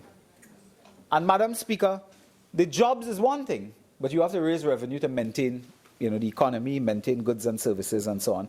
And the member for St. Anne's East told us they haven't closed any social program and so on. To my knowledge, there are thousands of persons who are now off the roll of the food card program. And Madam Speaker, when that is now compounded by another revenue-raising measure, because the member for both the Gomartin Northeast and Port of Spain North, might I remind you, is also the chairman of the FNGP, spoke about the importance of raising revenue. They have calculated in their revenue estimates for fiscal 2017 to raise $500 million by a property tax as a revenue-raising matter. I asked the Minister of Finance today, 28th of April, would you raise $500 million between now and the end of September? You cannot do that. You cannot do that. Today, the Prime Minister is boldly and proudly announcing that squatters will pay rent, but they have not written the persons with industrial, commercial, or agricultural property. They're out. It is the poor that will pay first. So how much revenue, I want to get back to the issue of revenue. How much revenue does the Minister of Finance expect to get from squatters, the unemployed, the retrenched workers, persons who are in occupation but don't own property, the retirees? How much revenue will you realistically gain in 4 months when you have said so yourself that you are not yet ready for industrial, commercial, and agricultural property owners. My information, Madam Speaker, is that when this was conceptualized prior to 2010, it was really to go after the big industrial owners so you can raise the revenue in the property tax arrangement, not to go after the poor. Madam Speaker, we have meetings every night now. Hundreds and hundreds of people turn out to these meetings in the areas, and there are people coming there who are crying. They are crying blood because they do not know. They do not know. They are concerned. They are concerned about people coming to the house to to assess and so on. Assess. And Madam Speaker, they are concerned about this, what we call a poverty tax now, because it will hit the poor. And it will not raise the revenue. So what other area of revenue are you going to raise? What other areas are you looking for? And you have raised taxes. You have raised the price of gas, I think, 3 times. Yeah. The minister has not told us yet. How much money did you get from raising the price of gasoline? You have not said how much money you have gained so far from raising from expanding the VAT net, the green fund, the business levy, online taxes. You have expanded the net for VAT. How much money have you created? They will not tell us this. They will not tell us because I suspect they have been incompetent at doing that as well. And you know, incompetence is the other side of the coin of corruption. Corruption and incompetence go together because you make a system incompetent so you could siphon out. And you know, that is a favorite topic of members opposite. I don't want to waste time, Madam Speaker, that I don't have much of. But for Oropouche, your 30 minutes have expired. You're entitled to 15 more minutes. If Yes, you intend to take, you may proceed. And Madam Speaker, I want to come to the contribution of the member for Lavantil West. Madam Speaker, a year and a half ago, I gave him some advice which I will not repeat. But that advice is very applicable today. And Madam Speaker, rest assured I will not repeat that advice.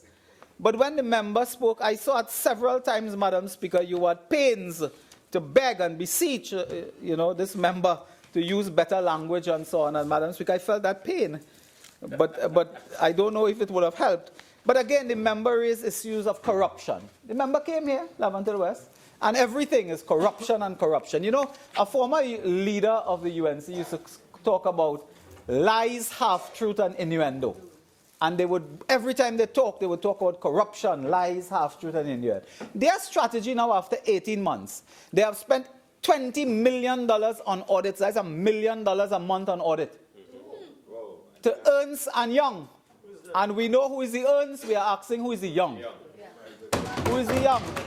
We know the Ernst. We want to know who is the Young. They got $1 million per month. If it was a member of this government when we were in office, who had a relative working in an accounting auditing company, and they were getting $1 million a month from the government, what would they have done? They would have dragged a mannequin up and down the place. Yeah. Today, they spend $1 million a month. They have found nothing. But you know what is their campaign, member for Princestown? Their campaign is a pusur campaign. P-U-R-S-U-R. It means whispering, whispering, whispering. But it's not just whispering, it's malicious whispering. They are malicious in whispering. So they get up and they talk and they want to know this house and this land and this who own this and who have house in Miami. Shamefully calling members' name who have property abroad and so on. And shamefully. And they will not call their own. When they have both, they will not call it. But to this day, there are members opposite who cannot fill out their integrity forms and send it to the Integrity Commission. They cannot. And they talk about corrupt. With respect to the substance of the motion, please come back Sure. to it. So, Madam Speaker, I know you don't want me to go on with their contributions, because their contributions spend some substantive time on corruption issues and so on, but I don't want to get to that, Madam Speaker. Suffice it to say that this government is in office for 18 months. If you have any evidence of wrongdoing, of corruption, take it to the police, the DPP, the Integrity Commission, the International Criminal Court. Take it anywhere.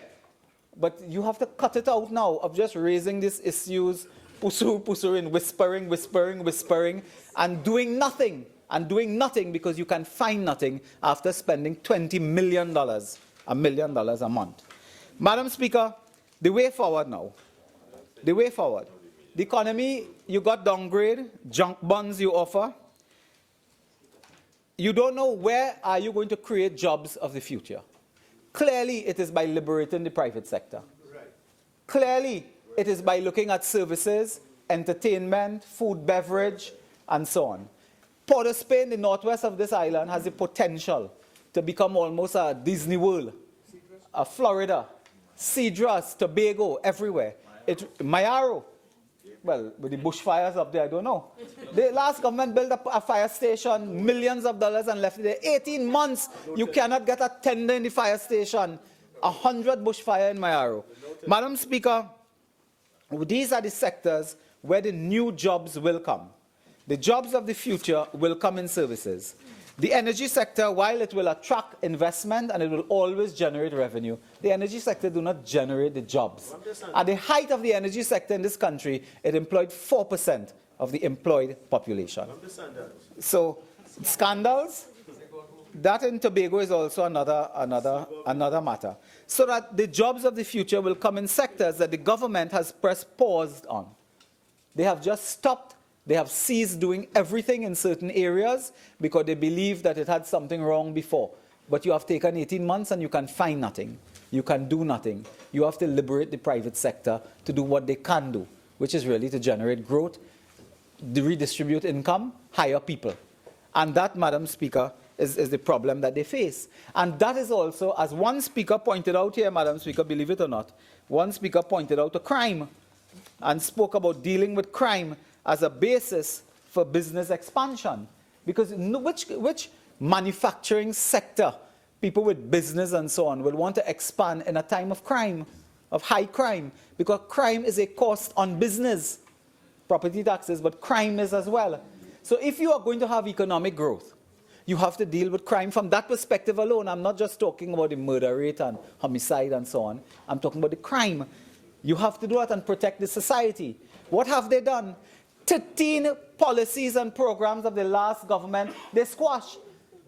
They remove the rapid response unit. Madam Speaker, they remove the community comfort patrol. And you want to expand business, you want to give business a sense of, of peace.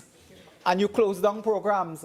Madam Speaker, there's a breaking news item now where Turkey is on the verge of deporting citizens or persons claiming to be citizens of this country who have been named as terrorist persons and persons with terrorist training.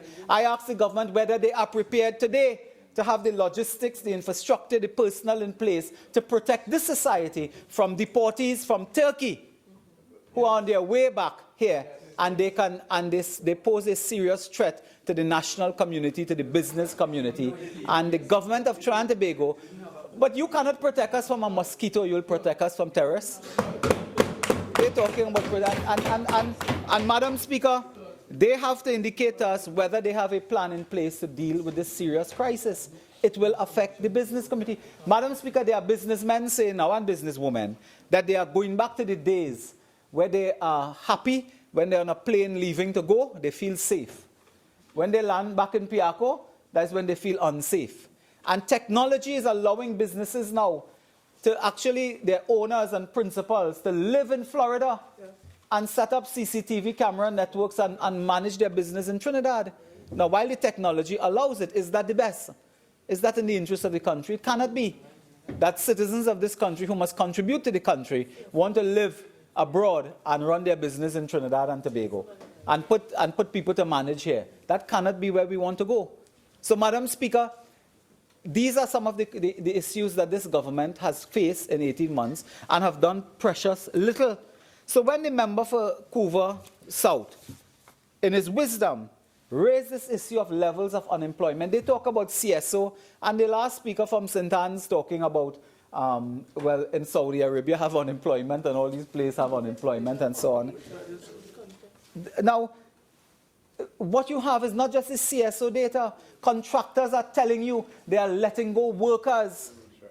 When you pass by a construction outfit and you see trucks and backhoes and excavators park up, those are people who are not here anymore. Those are people who are not here anymore. Those are people who are not here anymore. They are not working in the sector. And therefore, Madam Speaker, this is also contributing to the crisis that we face. You see, it's not just a crisis of one sector alone. It is indirect employment that you get from a sector. And while they're doing this and they're firing people in the Green Fund and the Green Caroni, Green and so on, Madam Speaker, information has come to my attention that when they talk about all the corruption and so on, in Petrotrin, which is the flagship of the energy sector expansion that they have, they are hiring consultants there to the tune of $70,000 and $90,000 a month. Former employees have gone back to Petrotrin.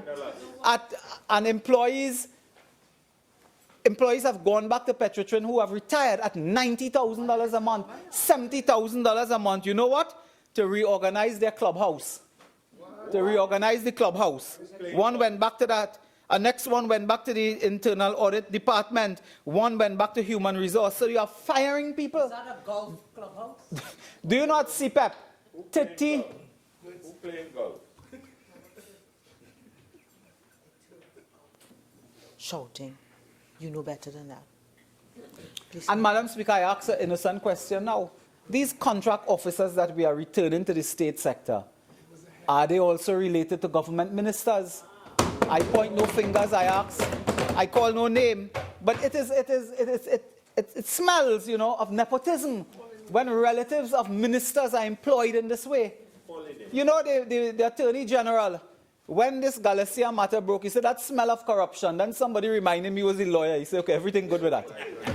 In Petrotrin, you cannot bring back retirees, Madam Speaker, and pay them $90,000, $70,000 a month to do what ordinary employees could do, and then you are laying off at Petrotrin. Do you know in CPEP a few weeks ago, well, that's a basket case there. That's CPEP now.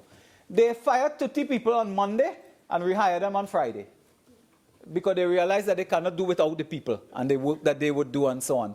This is a lack of cohesive policy making. It is a lack of focus. It's a lack of proper management. They have had 3 chairmen of CPEP in 1 year. 3 chairmen, about 3 general managers. The current chairman is anyway. Madam Speaker, I can't say that here. Madam Speaker, at Petrotrin, I call upon the government to investigate the hiring practices at Petrotrin, particularly with consultancies and advisors, and tell the population whether or not they are involved in nepotism and corruption by hiring practices at the state-run Petrotrin. Madam Speaker, if that wasn't bad enough, they attacked the last government on NGC, spending money. At Petrotrin as well, they are spending almost $500,000 a month on programs, funding all type of programs and so on, and then accuse us of using NGC to fund social development programs. It's something that I think the government ought to look at. So, Madam Speaker, I know I have how much, about 2 minutes or 3 minutes left.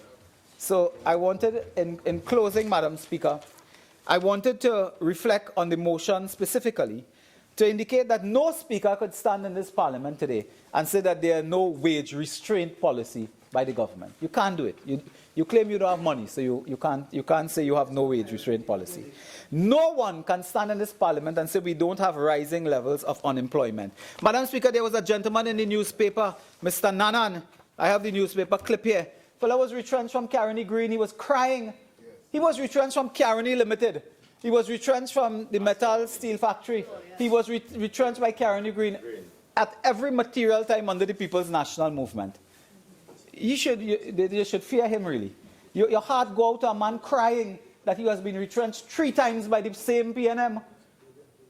And, Madam Speaker, the motion, so no one could stand in this parliament and say we don't have rising levels of unemployment. You can't say it. CSO figure will tell you 3.5, 3.8.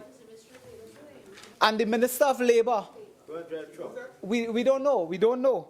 And there's another issue concerning that Minister of Labour that we will raise on another time. Growing poverty, you cannot stand here and say that you don't have people in the communities now. They are without jobs. They are without basic medical care. Just yesterday we were learning in the pharmacies in South, they do not have enough of the essential See that medication for persons, they have to buy that. That is a fact. You go to the hospital, a machine is not working, you have to go privately. So you have this problem with poverty healthcare. You have deteriorating living standards as we continue, Madam Speaker. And the government the government has not advanced a single comprehensive economic plan and project to save Trinidad and Tobago after 18 months. They have spent money on lobbyists, they have spent money on the Lara Stadium, 80 million. They have spent money. I think they are building a house for the Prime Minister in Tobago. They buy paintings for $3 million. They went soca on the seas for $3 million. They have had money. They have had money. Today, Madam Speaker, they are spending more money every week on these two provider and transporter than we did on the Galicia. They spend $192,000 more per week than the former administration on a boat that takes about 300 trucks less per week. And one truck takes 15 hours. Madam Speaker, do you know if you leave from Port of Spain to London, you will be in London before a truck leaving Port of Spain to Scarborough? You'll be in London before the truck reaches Port of Spain to Scarborough and come back. That is the incompetence that we have found. And now they promised the procurement legislation by March 31st. No procurement legislation. Now they're going to procure a boat. Is that another MV Sue in the making? Every time they're in office, they come with a boat purchase. Is that the MV Sue? Because the Tobago people have said it is a disgrace. And Madam Speaker, this speaks to business. And a pillar of this motion is the economic plan and business expansion. So if the people in Tobago cannot get their trucks with their goods on time, in a timely manner, if they pay more, if they see washing and destroy the truck and so on, it is high. Already in Tobago, they are saying the cost of prices of grocery items went up. Yeah. So Madam Speaker, with those very few words, I leave it there. Member for Digomati Central. Thank you, Madam Speaker. Madam Speaker, thank you for giving me the opportunity to rise this evening to join this debate on this motion from Hoover South. Unemployment, growing poverty, deteriorating living standards, wage freeze policy. I will leave that out, Madam Speaker. This debate has been ventilated since January. We've had a number of speakers on both sides contribute to the House on this debate. What I will focus on, Madam Speaker, is the plans to guide the country through these challenging times, because I think we have ventilated that, and I, being an internal optimist, want to explain to the country my plan as Minister of Sport and Youth Affairs, Member of Parliament for the Gopeesingh Central, what we have planned to move forward. As I said, this motion was laid in January. We had a number of speakers. When it was laid, I was not in the country at the time, Madam Speaker. I attended a youth conference in New York for the UN Youth Conference that was there. And while there, I was blessed and fortunate to meet with a number of other ministers who hold the same capacity as me in their various countries. And it was amazing to see how different countries have different configurations to this ministry. Youth and culture, youth and education, youth and health. A number of them had it similar to Trinidad and Tobago, youth and sport and youth, depending how you look at it. And in that conference, we were able to have many discussions, 3 or 4 days of discussion, sharing issues that we have in our countries, various countries, and how we develop plans to heal these situations that we have. And it was amazing to me, Madam Speaker, that a number of these issues that were brought in this motion is being seen in a number of countries throughout the world. And I was able to speak to a number of these youth ministers and sport ministers, how they are dealing with it in their capacity and the different countries with regards to geography, size, demographics, religion, and so on. So it was really interesting to hear the different input from these various ministers. And we still keep in contact today to discuss how things are moving forward. But a few things came as a constant recurrent issue in most of the countries with regards to these issues. And one of the things that they were very pleased with Trinidad and Tobago is our government and our Prime Minister ensuring that we have a number of young people involved in the governance of this country. As you see in this side of the bench, we have a number of young ministers and MPs on the side in the local government aspect of it. On the boards that we install a number of young people in THA, in the councillors and so on. That is something that the countries that seem to have the least issues with these poverty and so on were able to do, especially in the Scandinavian countries, Australia and so on. They focus heavily on ensuring that young people get the opportunities to serve in the management of the country. A number of the other things that they discussed, which is similar issues that we have, is the implementation and the funding, but more so the monitoring of these youth policies. And this is something that we see, especially over the last 5 years prior to this government coming in. We would have had a youth policy which is expiring at the end of this year, Madam Speaker. When you look at it, I don't know if anybody in this House have seen it, but it's a 4- or 5-page document that was presented by the former ministry formed under that government, Youth, Gender and Child, or Child, Gender and Youth, whatever version that they may have had it, as they expanded the government to 10 more ministries than we have. However, that was not implemented, it was not monitored, and I'm pleased to say that I have a note in front of the Cabinet now as we speak to implement a new, proper youth policy for Trinidad and Tobago that we'll be launching this year, and we'll be monitoring and ensuring that is implemented. One of the things that came up as well, Madam Speaker, which ties into this motion, was a lot of the leaders in these various countries were talking about how difficult it is to serve as a government minister or MP now in various countries. And when I speak to a number of my colleagues, and even on the other side, they say the same thing. This generation now, which to the extent I'm part of, is accustomed to instant gratification. Right? As you know, with technology, things happen right away. They want results right away. And it's going to become more and more difficult. One of the feedback that we got from that was it's going to get harder and harder because people want things done quicker, faster, and now.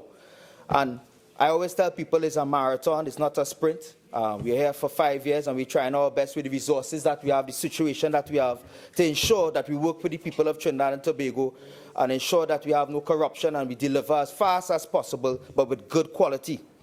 And this is something that it seems that the opposition is, and value for money, seems to be fostering and rallying on, this instant gratification, and putting timelines on this government's deliverables and so on, as if it's an election tomorrow or next week. Right? We have a plan. We just launched our Vision 2030 last week, and we have a plan that we're moving forward with regards to that. We had a presentation for our budget at the beginning of this fiscal year, and we laid out a number of infrastructure projects and plans and policies that we have planned to launch this year, and we are barely halfway through the fiscal year. But you know, a lot of people want change and ask for change, but for some reason find it difficult to adapt to change. You know, people ask me all the time, as Minister of Sport in this time, Sport and Youth, especially knowing that the budget was cut, how we are able at the ministry to get so much things done. And just this week, I was discussing with our PS and the team there with regards to the live sport, and I'm not here to politicize, but my budget for this year is $300+ million. In the live sport, we still cannot account for $400 million, which we could have used to assist us with regards to the youth and the sports athletes in the country today. But it's something that we're looking into now, and hopefully we could get back some of that money soon so it could assist us with regards to us moving forward. But with regards to what the ministry is doing, as you know, we're working with the young people of Trinidad and Tobago. There's a program that we are trying to push with the youth aspect, is teaching and working with young people to be entrepreneurs, to get into entrepreneurship, right? A number of people going out there for jobs, they have CVs and stuff, but what we have found is a number of young people aren't taking risks. A lot of people depend on the government or the private sector to get a job. And we want to encourage young people to go out there and become entrepreneurs, to open new businesses and so on. And you would have seen last year for the first time, there was a program called Planting Seeds, which was a reality TV show similar to Shark Tank in the US, where we have businessmen who sit on a panel and we have young people who bring ideas to these businessmen. And if these businessmen like the idea, they invest into the business. Something that we saw in North America that's very successful. Well, we had a local version of it, of which the Ministry of Sport and Youth Affairs got involved in, where we saw a number of local businessmen from different aspects of businesses throughout Trinidad, different forms of businesses, sitting on in a panel, and young people coming up with apps, with agricultural projects, with different business ventures and so on, and these businessmen invested in it. But more importantly, the ministry got involved because we wanted to encourage young people to ensure that they don't always be looking for employment, that they could go out there and be entrepreneurs on their own. So that's one of the ventures that we did last year, in the last fiscal year, with regards to working with the young people to become entrepreneurs. We've been working with the Ministry of Education and attended the Junior Achievement. I've been working with Junior Achievement. A number of us here is aware of Junior Achievement, which is a program where they foster and they work with young people to come up with business plans and to come up with a project at the secondary school level. And the Ministry of Education, the Ministry of Labour, and myself attending the graduation, and we've committed to work with Junior Achievement, which has been around for several years, to invest in that program, to see young people get into the concept of doing marketing plans, business plans, and so on. So again, working on with the young people of Trinidad and Tobago to become entrepreneurs. We're also working on a youth entrepreneurship competition ourselves, where we're going to be launching within the next few months, where again, we're going to encourage young people from the schools to do a competition where they open businesses and so on, and they get rewards for that. So again, working with the young people. At our youth facilities, the St. James Youth Facility sat down there for several years, not being used, and a number of other facilities weren't being used. They weren't having any programs.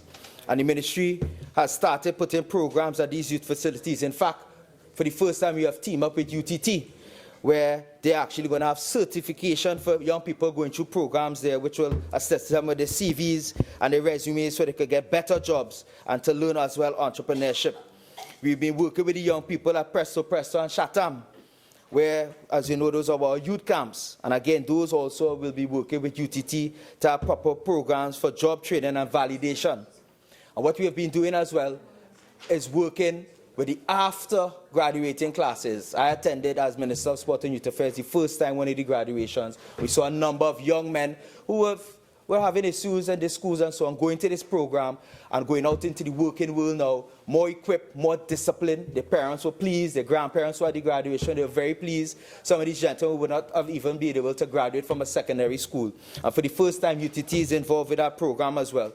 But more importantly, Madam Speaker, we are working with these young people to get jobs after. So there's after the graduation programs that we work with various ministries and the private sector to ensure that these young men are cushioned when they're going out to the job market. And so far, it's been working very, very well. So apart from working with the young people with regards to training and ensuring that they're ready for the job market and becoming entrepreneurs, we're also working on the other side of sport with the sports tourism. And as you know, we have a number of students at UTT, and I was the first Minister of Sport actually to attend UTT Department of Sport. And they have a number of students that graduate from this facility with degrees in sports management, sports administration, sports science, and so on, and they can't get any jobs. Same thing as UWI. For the first time, UWI is also going to be opening a faculty for sport as well. But more importantly, they're going to be offering sports tourism classes for the first time in Trinidad and Tobago, and it's something that we're very, very excited about. But with regards to sports tourism, there are a number of events that we have planned and working with all the NGBs for the first time. You would have seen we worked with ASAT to host the Carifta 2019 swimming meet, which will be coming up, which is going to be attracting a number of countries throughout the region. We're working with the NTAs to host the 2020 track and field Carifta as well. Later on this year in June, July, it's going to be the biggest aquatic meet in this hemisphere, the CC Can. It's going to have swimming, diving, synchronized swimming, and water polo. The TTFA is going to be hosting the Women's CONCACAF Under 20 later on this year again. More than 15 countries coming here as well. For the first time, we're going to be hosting the Grand Prix of Volleyball, which is similar to the World Cup of Volleyball. It's going to be hosted here as well. The Elite Pan Am Cycling Meet is going to be hosted here this year. So there's a number of international events that we're bringing in within the next 12 months are going to be assisting us. We're going to have a number of countries. CCCAN alone is bringing in 28 countries, 1,000 plus athletes are going to be here, and as much as 2,000 fans are going to be attending there, Madam Speaker. 1,000 more than they brought. Earlier this year, Madam Speaker, you would have seen just a few months ago, pushing with the sports tourism to encourage taxi drivers, hotels, tour guides, and so on, vendors to get jobs and to have sales. We hosted the international hockey tournament at the Hockey Center, where we saw a number of countries from Japan, from Switzerland, from Canada, from the US, from Mexico, and so on being here. We just recently completed, for the first time, hosting an ITF tennis tournament. We hosted a number of countries here as well. So again, we're doing our part, Madam Speaker, to work with the sports tourism aspect of it. However, what we're finding the difficulties, and it's something that we're going to work on, is lodging. Right, a number of these countries come here, and the closest, as you know, the Couva area, the Salt area, the Brian Lara, and so on, is where the center of sport, and we want to push that as the jewel of sport for the Caribbean region. However, they have to travel from the Hiltons and the Hyatts down south, do not have as much as well. So right now we're in talks, and hopefully soon we'll be bringing something to Cabinet that we could have some form of dormitories or sportel where we could host even more, because a number of these events that I spoke about, there was issues with regards to lodging, but we were able to negotiate.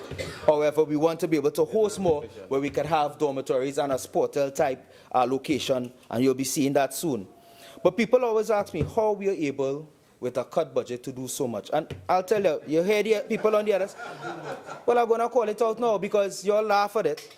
And I know you politicize everything. I think people are starting to wonder if you'll have something personal with Mr. Lara. And I'll get to that, because not only the Brian Lara Stadium was left there for 10 years, Madam Speaker, 5 years under them, right? It was 95% completed. In the past 5 years, Madam Speaker, it went down to 70%. Millions of dollars of equipment was stolen, Madam Speaker, from this location. We came in 9 months and completed it. However, the politics is at play. Trinidad is seeing through it, and Tobago, the world is seeing through the politics at play. But we strive forward. Madam Speaker, there were 4 national centers that was part of Mr. Manes and Mr. Boyne's plan. We know the history of that. The former government came in and started these projects. Some of them were as low as 40% completed, Madam Speaker. We came in there, we could have played the same politics. There were issues with some of those locations. We didn't rah-rah make any issues with them. We completed them because we are focused on the young people and the athletes. We're not here to politicize, but there are certain people who think that twisting and that kind of politics will continue to play and win elections. If that's the way, let them go ahead. We continue to strive forward. The Brian Lara Field in Santa Cruz, Madam Speaker, sat on there for 10 years. That's going to be finished in 2 months, Madam Speaker. 2 months in Santa Cruz. I thought I feel like something with Mr. Lara, but we'll come to that later. In Diego Martin, there's a facility that sat there for 10 years, Madam Speaker. I was the chairman of the Diego Martin Regional Corporation, making several site visits with ministers of sports up and down from the other side. Nothing was done. That is going to be completed early next year, Madam Speaker. So just 40 years. Mahaica Oval. How long Mahaica Oval sit down there, remember, for Point 40? Balling for Mike over to be completed. Just left it.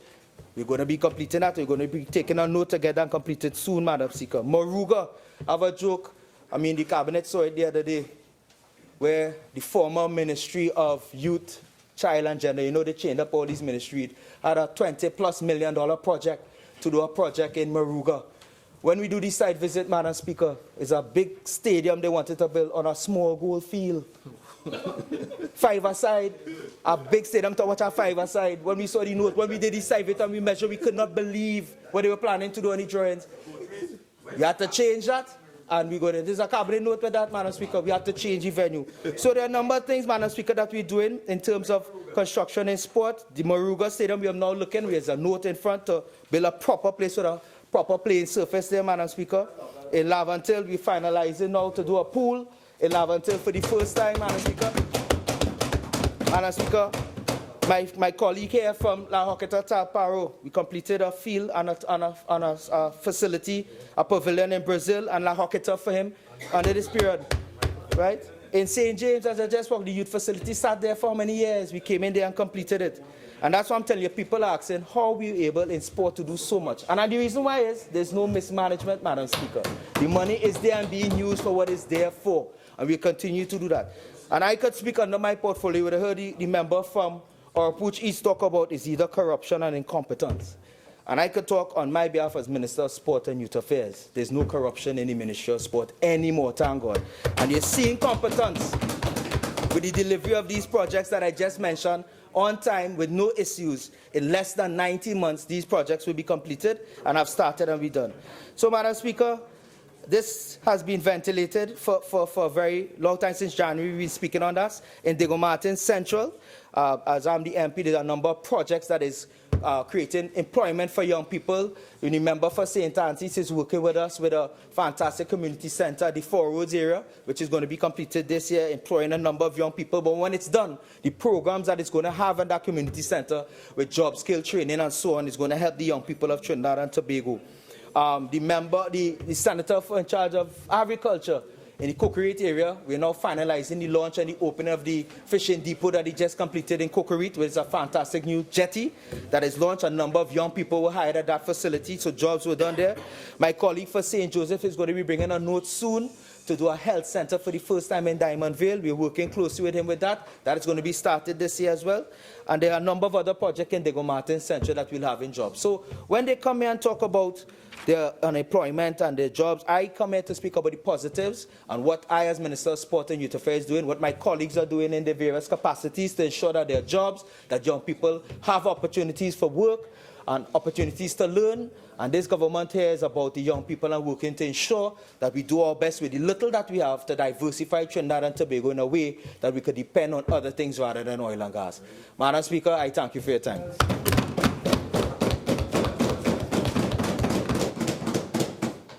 Member for Caroni East. A sportsman, a real sportsman. I rise to express my support to the mover of this motion, the Member of Parliament for Hoover South, with his great incisiveness in bringing this motion together as it relates to what is happening in Trinidad and Tobago at the moment, and to congratulate him and all our speakers on our side for their significant contribution on this motion.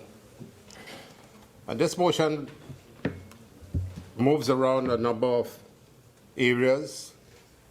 The rising levels of unemployment, growing poverty, deteriorating living standards, imposition of a wage restraint and wage-free policy on the working people, and the condemnation of this government for its failure to deal with its current unemployment challenges and its failure to present a clear and cogent economic plan to guide the country through its challenges.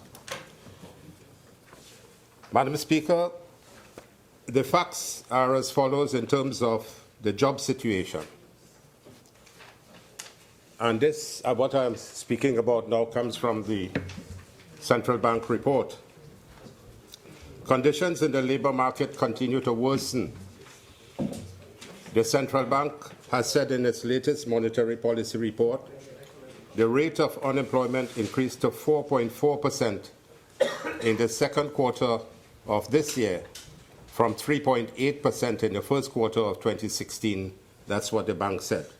And you will remember that in 2015, the unemployment rate was at one of the lowest levels ever recorded in the history of this country of 3.4%. So it has moved from 3.4%, and in the second quarter of this year is 4.4%. Our understanding now is 4.6%. The bank also stated that there's an increase of 16,200 in the number of people who could not find work. So no jobs are available for our people. And there's a departure of 8,200 people from the labor force. So this is one of the issues which prompted this opposition and the Member of Parliament for Hoover South to put this motion. Imagine 16,200 people cannot find work. They want work, they can't get work. In addition, 8,200 removed from the labor force. The Central Bank also noted that more males suffered job losses during the second quarter of 2016 than females. The overall employment rate for women remains higher at 4.9%. Youth unemployment has also increased to 11.6% from 8.1% in the same period. Are you asking, you want to know what is continuing to increase the level of criminal activity in the country? What is your government doing to bring together employment for the youths of this country? The youths, from 8.1% in short 16 months, the youth unemployment has increased to 11.6%. And that is something any responsible government must take into consideration and make sure that the youths find something genuine and something that they must feel comfortable in doing. And it was the policy of the People's Partnership Government led by our distinguished Prime Minister at the time to ensure that the youths were taken care of, and there were a number of programs and policies that were effected. With respect to job losses, the central bank noted that the sectors most affected were, and this is very significant, distribution, 13,000 people were affected, construction, 10,000, and agriculture, 1,900. So in addition, in these three sectors of distribution, construction, and agriculture, the central bank gave these figures of 24,900 people were affected. In addition to what I just said, 8,000 people lost their jobs and 13 people looking for jobs and couldn't get it. This is the situation of the unemployment in the country, Madam Speaker. And this is something that the population feels very disheartened about. Not too long ago, our Labour Minister, the Honourable Jennifer Baptiste-Primus, spoke of reports of retrenchment coming across her desk daily, and she admitted that the figures may be higher, as some are not reported, because those that are reported have to be more than 5, and those that are being retrenched less than 5 are not really reported. So in her contribution in the 2016-2017 budget debate, she offered the prospect of retrenched workers and other unemployment people finding employment in Canada. That is all that the Minister of Labour could have offered to this country. As she said, the country sought to fill, that is Canada, some 35,000 vacancies for long-haul truck drivers. Imagine you are a government. You are in a position to effect employment by stating that you have to go to Canada and let the people go as truck drivers and so on, and Canada offering employment, and you cannot offer employment for your people. It's an admission of failure. The government has failed. They do not have any policies and programs that will establish a situation where they can create more jobs. So, Madam Speaker, the issues related to unemployment, I just want to give a few statistics in more detail. In February last year, more than 500 workers were retrenched by Ancil. In March, over 800 construction OS workers were laid off. 200 workers from Centrin were also laid off. That's in 2016. And ArcelorMittal workers, when they had to walk away, some after 20 to 30 years of employment with no severance. And that prompted demands from the Joint Trade Union Movement, JTUM, and NATUC, for government to amend the Retrenchment and Severance Benefit Acts to help retrench workers. 18 months have gone. And as a responsible Minister of Labour, we have not seen, and a government, we have not seen any signs that this government wants to bring on the amendment for the retrenchment and severance benefit to help retrench workers. It's a promise that they know that they would be unable to keep, and they obviously have not been able to do so. Madam Speaker, Mr. Timothy Bailey, former dispatcher at ArcelorMittal, was one of close to 500 workers sent home at the company's closure. And you know when they were sent home? At Christmas time. The company had already dismissed all of them at Christmas time. Could you imagine? And when this came to the attention of the Minister of Labour, when they wrote her a letter to ask for a meeting, the minister put it on the desk, and probably she said that she was going to have the meeting. But when a company has 600 people that they want to lay off, make it urgent for you to go and meet with them so that you could find a solution to the problem. But there was no solution being offered by the minister. Well, of course, if you want to lay off 600 people, you lay them off because you are a foreign company and you're getting electricity at a subsidized rate, so you go.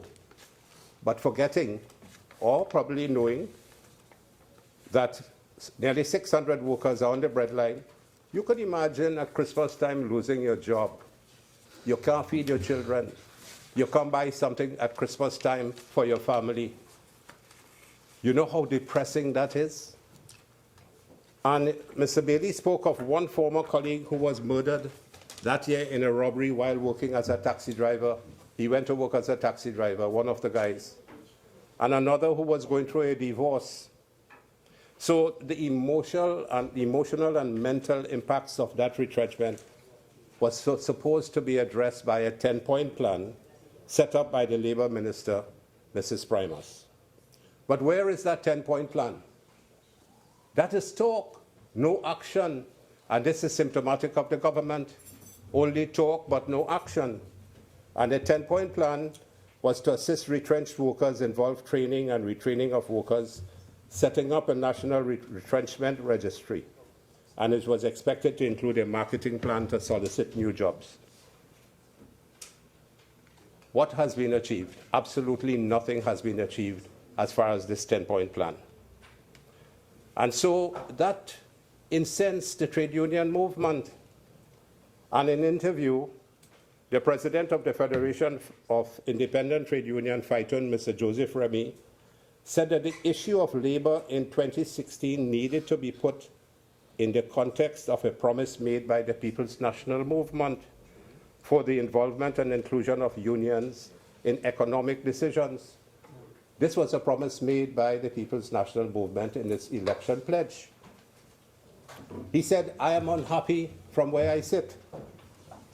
And I quote, "While the Ministry of Labour engaged in consultation on one or two pieces of labour legislation, there has been non-performance and abject failure of leadership of the National Tripartite Council."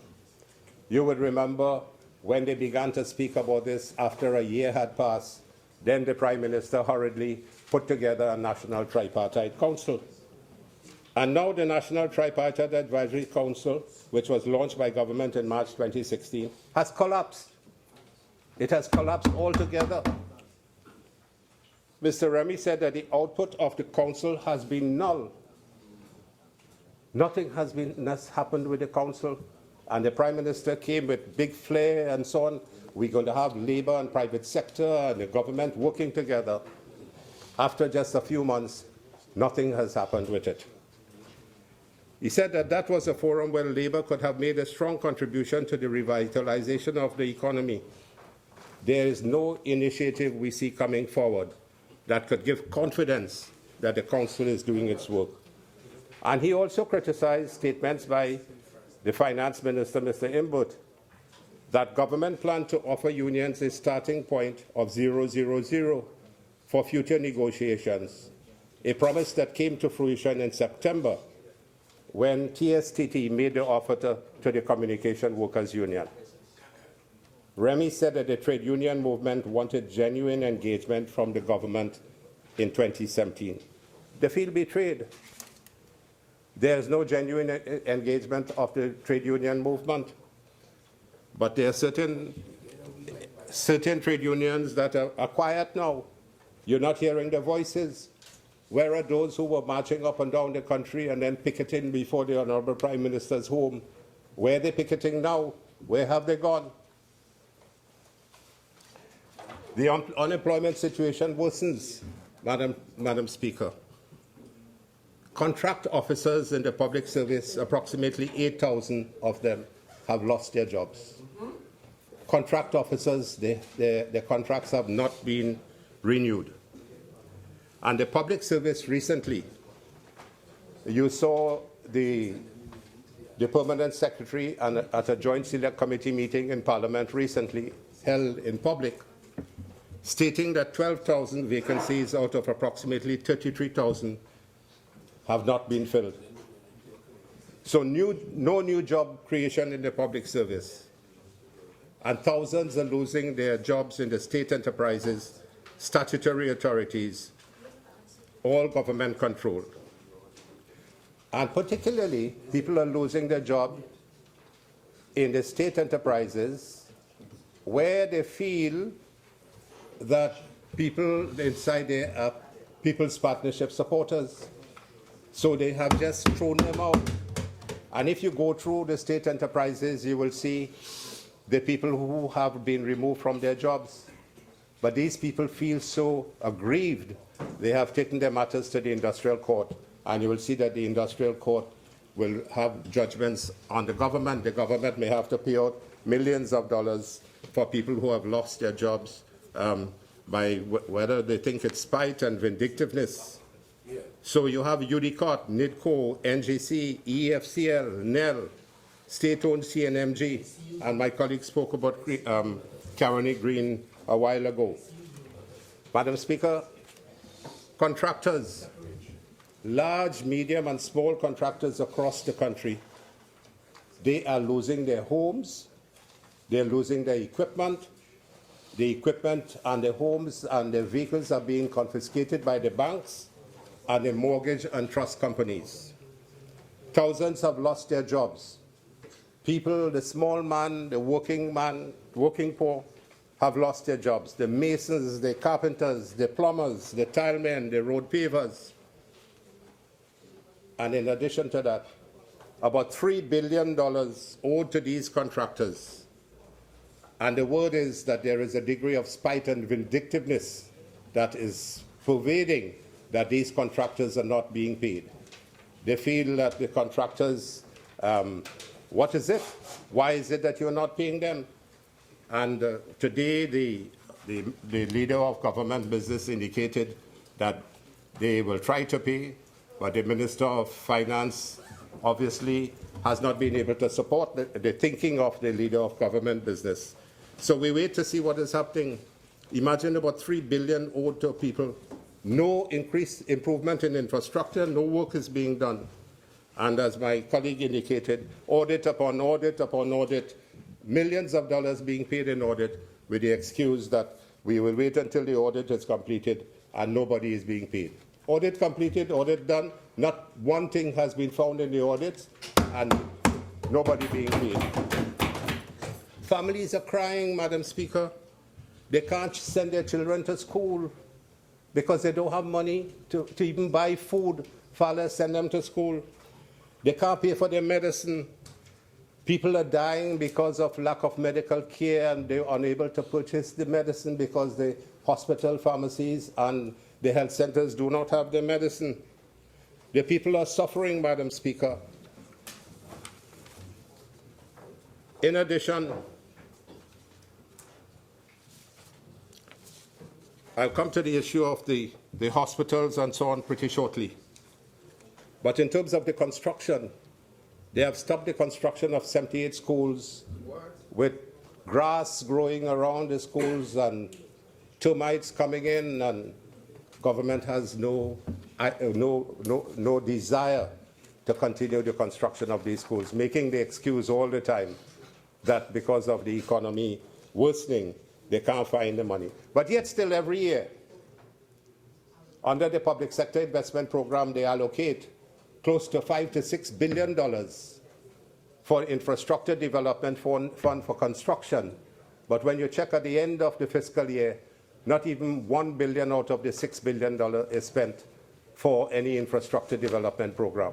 That shows total incompetence and inability to implement anything that they may think about. That is pervasive of this government at the moment. What have they done about the highway to Point Fortin? They have stopped it. How can the people of La Brea and Point Fortin feel? Those are two constituencies that have been voting for the PNM since 1962. Where you can alleviate the plight of these people. I have had cases spoken to me as a medical doctor for 44 years in the profession. People call from all over the country needing advice. And also the Caribbean. These people who live in Cedros and Point Fortin, when they become very ill, critically ill, they do not reach the hospital because of the type of roads and the traffic that they have to. They die on the way, Madam Speaker. And this was ours was a responsible government, knowing some of these difficulties, and this is why we were trying to complete the highway to Point Fortin, and so that the people of Cedros can get some support as well. So the highway to Point Fortin stopped. How is it the people, our people in South Trinidad, I come from Faizabad, Delhi Road in Faizabad. When I was a little boy, I come through Mosquito Creek. And in fact, one day I was working at Petrotrin with Mr. Manning's father as my boss in the refinery lab. The driver got into an accident against the wall in Mosquito Creek. The same situation, it has worsened. That's from a little boy when I was going to school. The same situation and worsening now. Dr. Bodo is from, many of our colleagues are from Deep South. And what, the government stopping this highway? When you go down to South, you feel that you're in a different part of this country. Yeah. Yeah. And South is the place that produces the oil and the gas and the place that is suffering most. When I go back to Faizabad, my father was a cutlassman, foreman. He used to cutlass around the oil rigs. And the biggest salary I know my father got was $35 a week. But he educated 4 sons, who are all professionals. But when you go down there now in Faizabad, which was a really was the birth home of the Uriah Butler, the Butler movement, and so on. Faizabad is dead.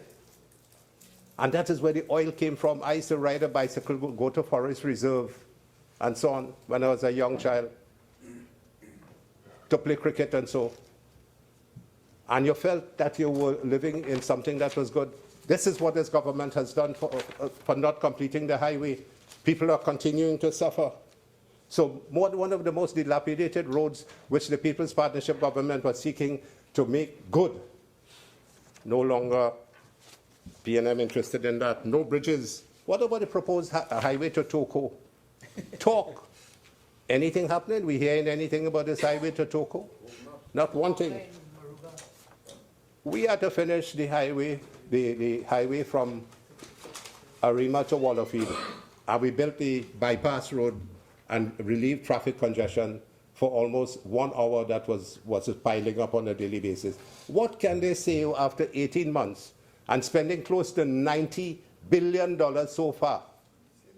$90 billion so far. What can this government show the people of this country? $90 billion spent. And not one thing they can come out and say they have done for the people. How do they feel? Do they not have a guilt feeling when you're now boasting? My colleague from Diego Martin Central, who I like quite a lot, I know his family, the Smith family, for a long, long time. He's one of the younger ones. And we wouldn't separate friendship and so on with politics. But he hadn't. But the question is, it's nice to hear you say, well, we are doing this at the aquatic center and the cycling velodrome and the tennis center. Don't you feel a sense of guilt that we built it and you have inherited and you are now opening all these things in these centers? We are proud to have given you that and given the people of Trinidad and Tobago these centers. And this was the vision of the People's Partnership Government. But what can you say now? What can you say now? Nothing. We had 9 police stations built, 4 new libraries, and 102 new schools. Many stadia built. The UTT centers across the country. the South Campus, the Central Hospital, the hospital in Point Fortin started, the Arima Hospital started. So, Madam Speaker, where is the vision of this People's National Movement? What can they say that they're doing for this country? No, 102. Say, you know, the issue, no, I won't. The issue, Madam Speaker, that is creating a lot of heartache and pain and suffering for our people is the question of the taxation. Taxation.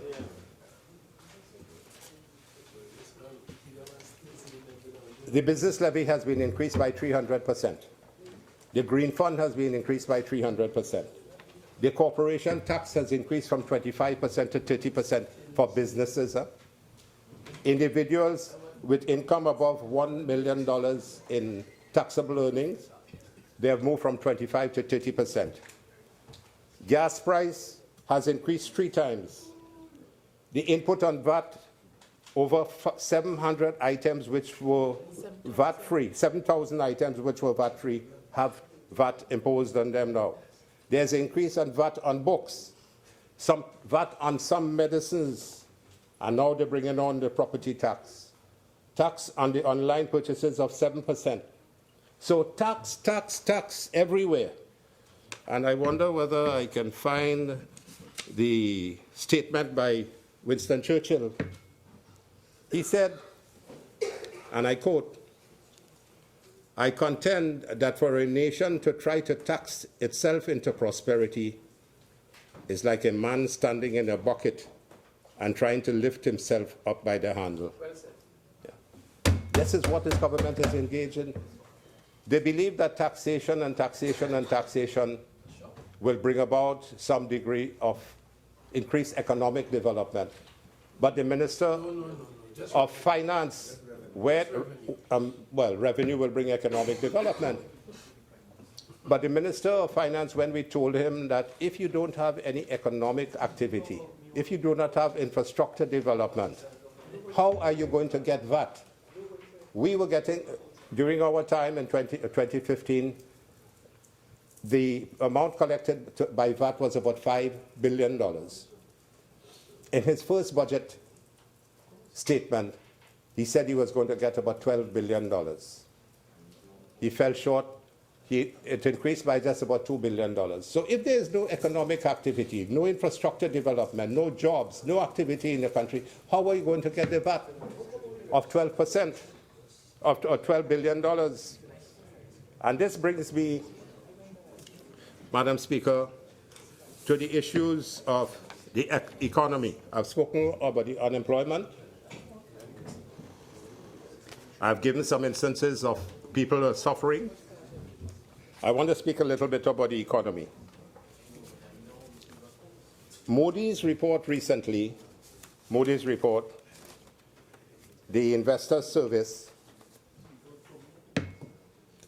the rating action, Moody's downgrades Trinidad and Tobago issuer rating to BA1 from BAA3 and changes outlook to stable from negative.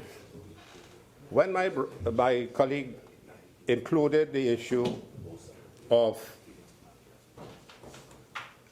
the government unable to deal with the economy, this is what Moody had to say on 25th of April 2017, just a few days ago, from New York. Moody's Investor Service has today downgraded Trinidad and Tobago's issuer and senior unsecured debt ratings to BA1 from BAA3. The rating action was based on the following key drivers. 1, the authorities' policy response has been insufficient to effectively offset the impact of low energy prices on government revenues, as fiscal consolidation efforts have mostly relied on one-off revenue measures. In other words, the government policy response, not good. Moody saying that. What is the response? 2, has been insufficient to effectively offset the impact. 2, a steady rise in debt ratios driven by large government deficits has eroded fiscal strength. there was, I think, an article on the newspaper recently which showed that the government has borrowed, I believe, close to $28 billion. 98 billion one way, 26 billion, and about 7 billion from the one-off, the roadshow from the United States and the foreign countries. So about $96 billion. Sorry, $26 billion. Now, does that include the Heritage and Stabilization Fund? We don't have any answers to that. So here it is. You spend about $90 billion. $26 billion of that you have borrowed already. And where have you put the money? What have you done with it? These are questions the people are asking. Why have we to lose our jobs? Why we can't get better health care? Why we can't maintain the standards of the education? Why can't we reduce the crime? These are questions people are asking. This government has spent nearly $90 billion, $26 billion borrowed, and nothing to show. Moody's also stated declining production from maturing oil and gas fields coupled with limited investment prospects in a context of low energy prices have materially undermined medium-term growth prospects. So Moody has stated that this government got to put its house in order. The Minister of Finance has to do his work. And therefore, we need to see the policies, the economic policies, whether the macro policies and the micro policies, and we are not seeing anything. They're not offering to the population any evidence of anything happening as far as the economy is concerned. In fact, the people feel so disheartened. There's an article on TNT Patriots. They described the government as do nothing, pray, hope, blame everyone, diversification hard to do, shaft the poor. Member for Caroni. Yes. Your original 30 minutes have expired. You're entitled to 15 more minutes. If you intend to utilize it, please proceed. Okay. Thank you. So, Madam Speaker, they have to read the Moody report. We urge the Minister of Finance to look at the Moody's report and find out what way that he can allay these rating agencies and put into prospective prescriptions for the economy that will be down to the benefit. But I don't think that he has the ability to do that. And you know, when you speak about Moody's, you have to bring in the IMF as well, particularly when the Honorable Prime Minister said the last thing we want is IMF to come in the country and to tell us what to do. The Minister of Finance indicated that the IMF, the nature of the assistance received from them was a new fiscal regime for oil and gas. Where is that fiscal regime? Where can we see that fiscal regime that the IMF has been advising this country about? You have a National Advisory Economic Board. We have not seen any evidence that the Economic Board has done anything for this country so far. Where are their recommendations? The Minister of Finance spoke about a revenue authority. After 18 months, we know we're coming to a revenue authority. You said the revenue authority will help us increase our taxes from VAT and so on. But then you want to bring the property tax because you have failed to implement the policies that you should have implemented to bring in the revenue authority, and so that you could strengthen your income and your finance that you can collect as a result of that. But you know, when IMF has to come into this country and dictate policies, I want to speak to the younger generation who might be listening or hear this at some time. When our IMF comes into this country, there's a wage freeze. Retrenchment has been happening now. Reduced spending, tax and more tax. So we are coming close to that. We are on the precipice of the IMF destruction of this country. Yeah. No diversification has taken place in this country. What can they say about diversification? The forex situation is at its worst. Yeah. Money is given to big businesses, whether people are saying friends of the government, supporters of the party, who just import stuff, they mark up, making billions of dollars for non-essential items. But there is no export. Tell us what in additional export there has been. And you're depriving the small man lining up every day before a bank to get $250 US to send money for their children at universities abroad who are depending. These children, some of the students are starving, some don't have warm clothing, some they're experiencing a lot of difficulty.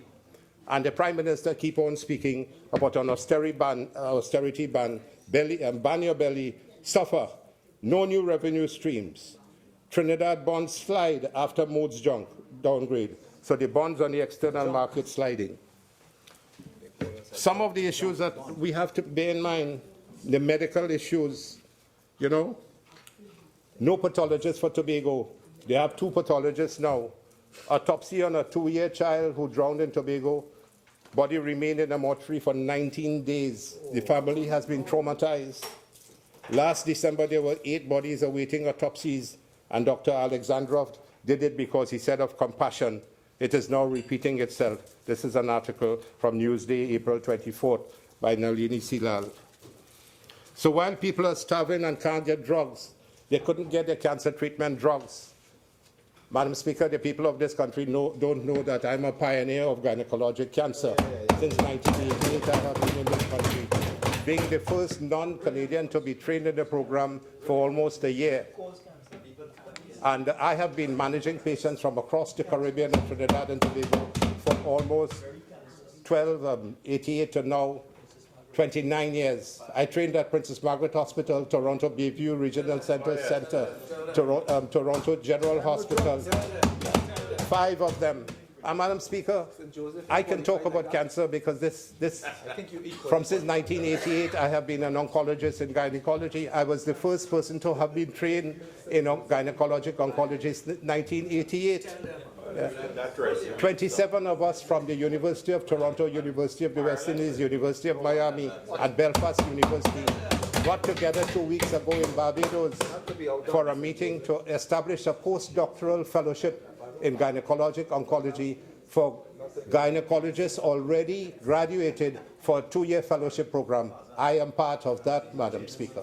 So when I see the Minister of Health speaking about you're not getting, the Minister of Health saying you're not getting cancer treatment drugs, you're getting cancer treatment drugs.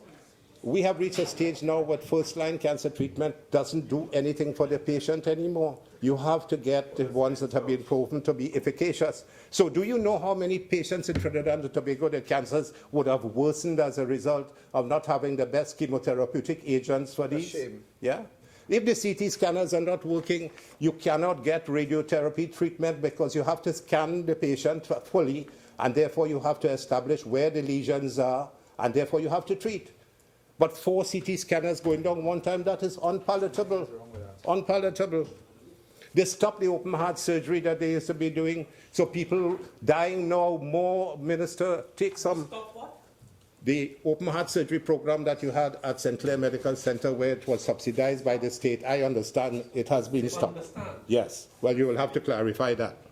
The drugs for hypertension and diabetes are not easily available with the CEDA program.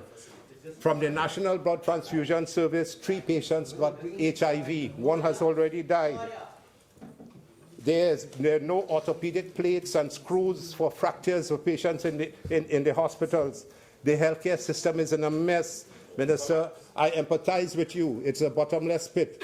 But you have to get your people working and doing things as more efficiently than they are doing at the moment. The people are suffering in the hospitals. They could no longer afford the health care in the private hospitals, so they go to the public hospitals expecting good care, and because of the system itself, they're ending up as corpses coming out of the hospital. It is very sad. I have given my life in the country being the first gynecologist to do an operation in Mount Hope Women's Hospital in 1981. Yeah, 1981. It must pain. I pioneered keyhole surgery in Trinidad in 1982. My students can tell you that. I pioneered gynecologic oncology in 82. I helped to open the medical school in Trinidad in 1987, the Bahamas Medical School in 1999. We got our first graduates from the medical school in 1992. Yes? Madam Speaker. Yes. 48-1. Yes. 48-1. Talk about him.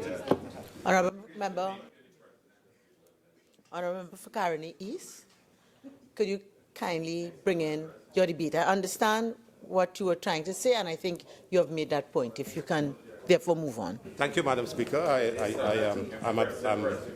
I take your advice.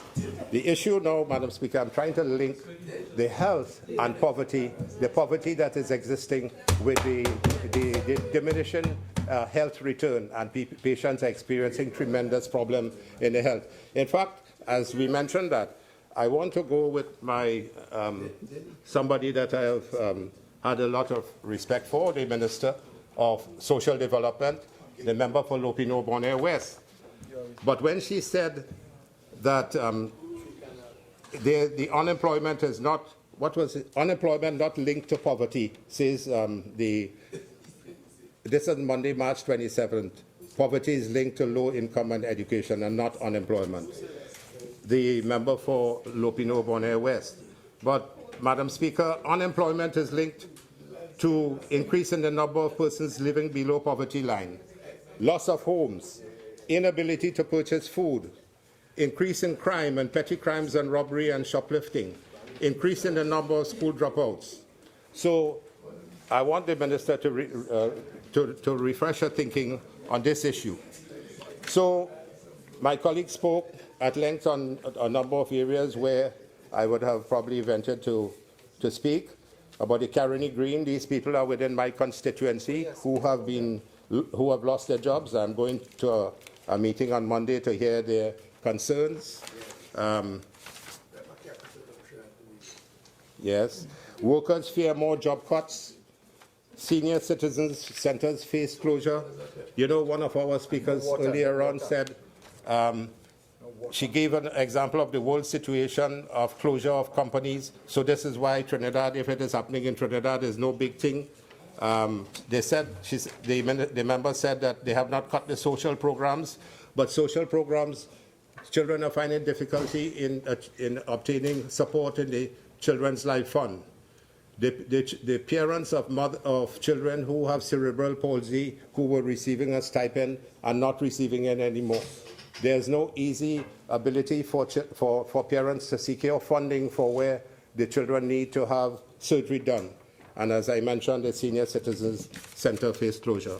How much time again, Madam Speaker? And at 4:16:20. Thank you.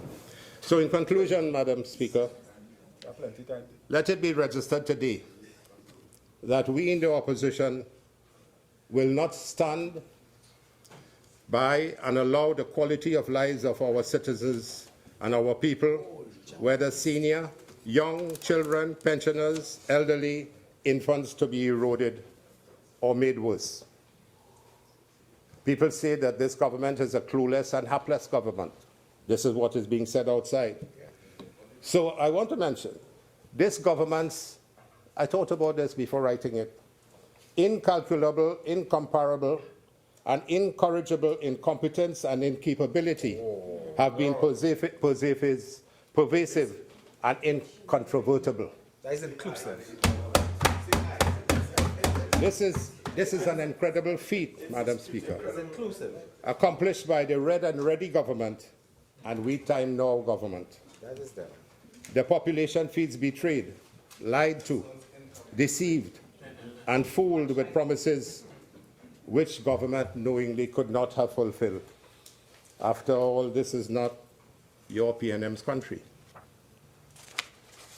Not PNM country that people are now feeling battered, bruised, defenseless, oppressed, angry, frightened, scared, unhappy, bewildered. This country was not built by your fancies. Standing Order 4810. What are you quoting from? What are you reading? Your whole speech? My speech. As your speech? Members, is it a standing order that you're raising that you wish me to rule on? And which one have you quoted? 48.4, ma'am. 48.4. I will allow the member to continue. Thank you. Thank you for that honor and privilege, Madam Speaker. I'm gratified. So I wouldn't want to get the irony of our colleagues opposite, but they have to learn. Well, Irie or Irie, it could be pronounced any. Listen, I was an associate professor at the university for almost 20 something years. I didn't get my one subject over 8 years, O-level subject. You have school leaving. So every hard-working citizen, there are different ways. All right, Please Madam Speaker, direct thank your you. contribution this way. Thank you. There are many thousands of people who are trying to eke out a living and stay alive in the midst of encircling poverty. They go to work and try to raise their families in good faith and in accordance with the rule of law.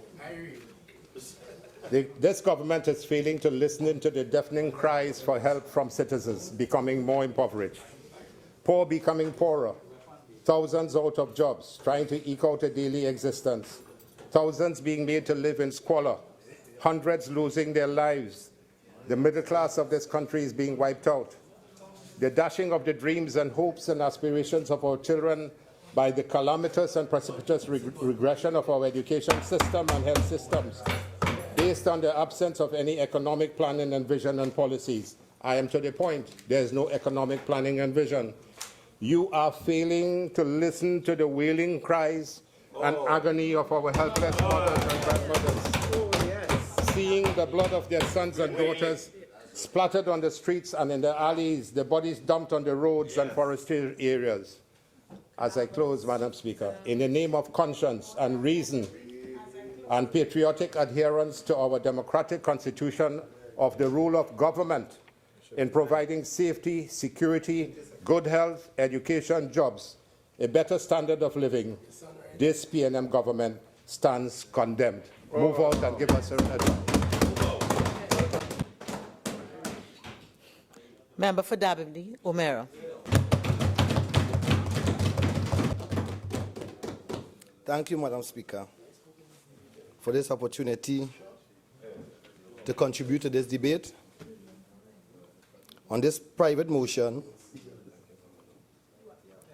dealing with the rising levels of unemployment, growing poverty, the deteriorating living standards through the imposition of a wage restraint freeze policy on the working people, and the lack of the government to have an economic plan put forward by the member for Couva South.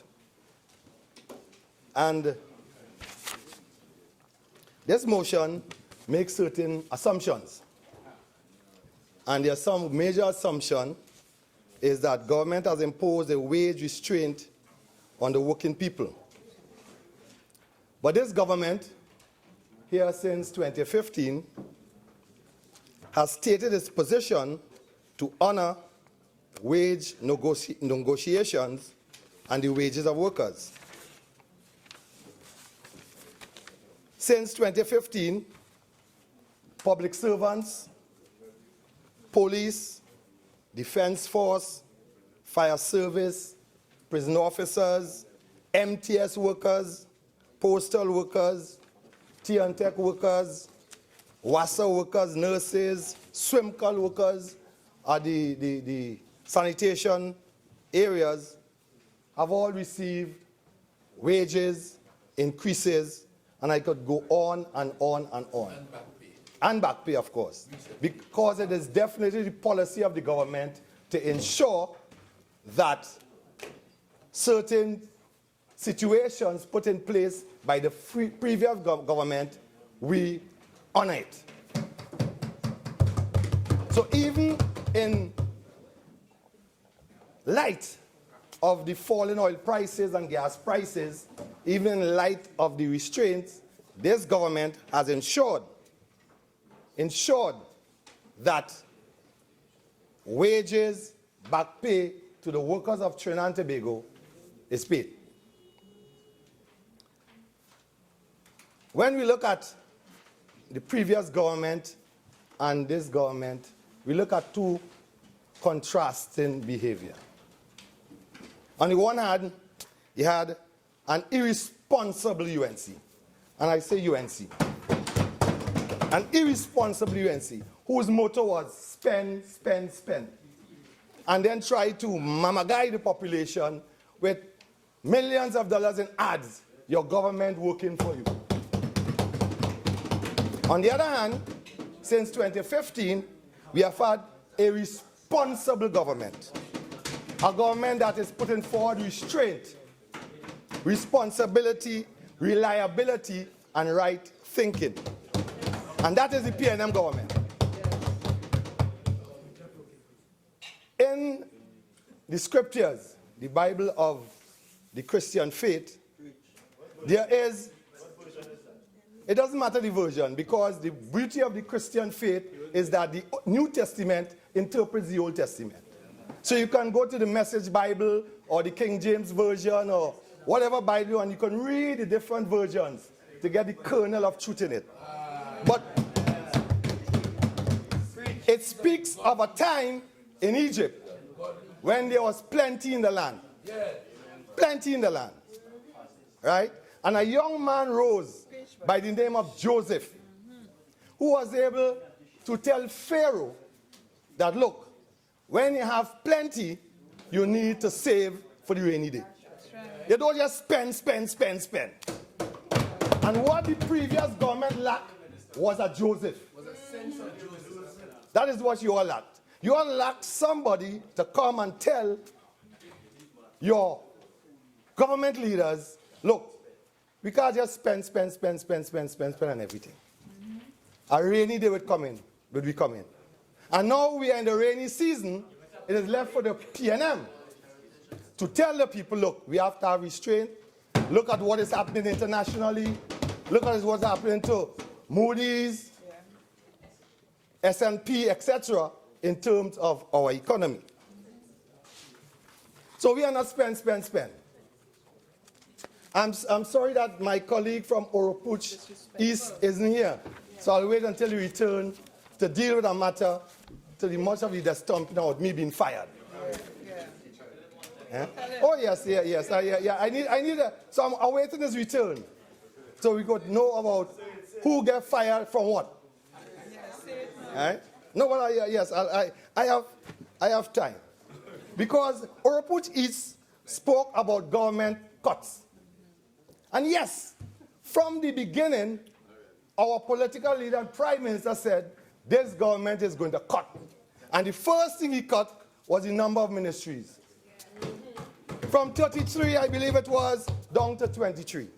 So we started off cutting in terms of ministries.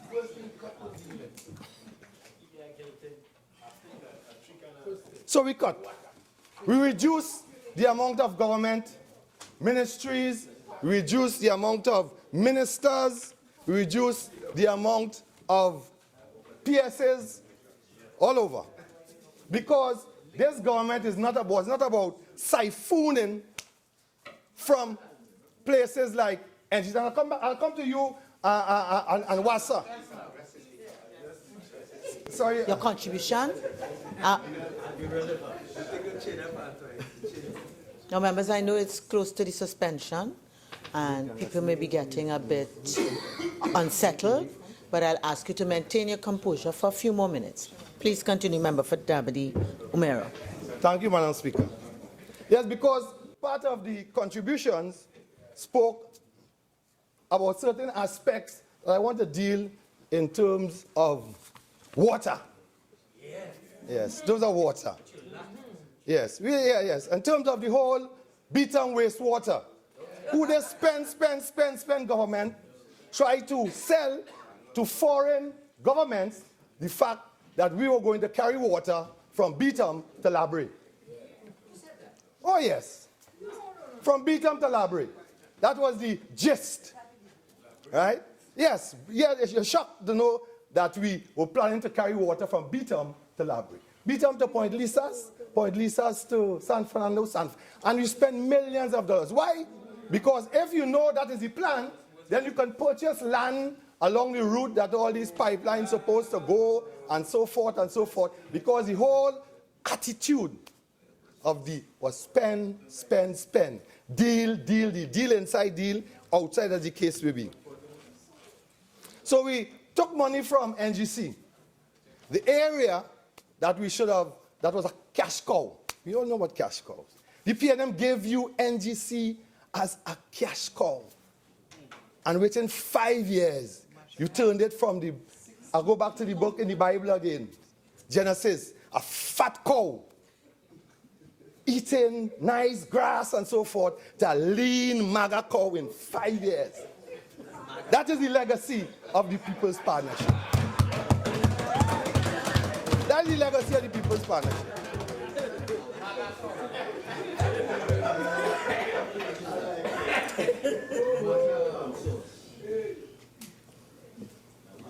Member for Darryl, Omera. Thank you, Madam Speaker. I am from Darryl. In Darryl, we had a number of sporting venues, and we're speaking about unemployment and so forth as the case may be. One was called Burnley Ground down in Carapo, a beautiful area, and Carapo is a cricket area. I knew about it because as a junior officer, I was in command of Centennial Camp, which was right next to the sports field. The PNM government put up lights, so the villagers in my constituency could have played cricket at night. It meant there was employment, people would come on the side of the road, there were competitions, selling of all sorts of goods, all kinds of activities took place there. Along came the UNC and Anil Roberts. You all remember Anil Roberts? Oh, yes. Oh, yes. The famous live sport gentleman. Along came Anil Roberts. And he told the people of Carapo that, look, I am going to build table tennis where your cricket pitch is supposed to be.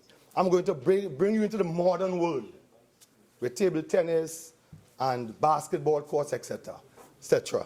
So what he did, he took down the cricket lights. Took it down, put it on the side of the road.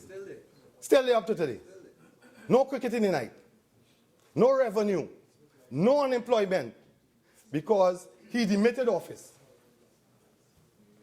Unceremoniously. At least when I get to Oropouche East, he demitted office ceremoniously.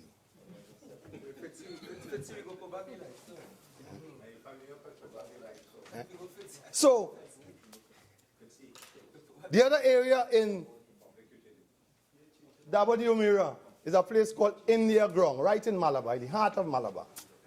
Again, it was a beautiful place that had cricket, football, all sorts of things. Along came the Member of Parliament, previous Member of Parliament for Darryl, Anil Roberts. Again, this time he was going to put swimming pool, and he was going to put tennis courts and basketball courts. He's going to do this and he's going to do that. Today, I have problems having a sports meeting on that ground because it's taken over by Timari. You don't know what Timari is? Taken over by, it's a little thing we used to say, Mary, close, if it touch you, it has closed up and so forth. And my people come and telling me that if you spray the Timari, maybe you could spray it. So I tell them, no, if you spray the Timari and them little children fall on the ground, they will get bruises. Madam Speaker, 48-1. Relevance. Member for Darryl, I'm going to give you a little leeway to make the relevance of your present contribution to the text. Thank you. Thank you, Madam Speaker. And Oropouche, I realize you may have never played with Timari and so forth and getting knees bruised and so forth. Yeah.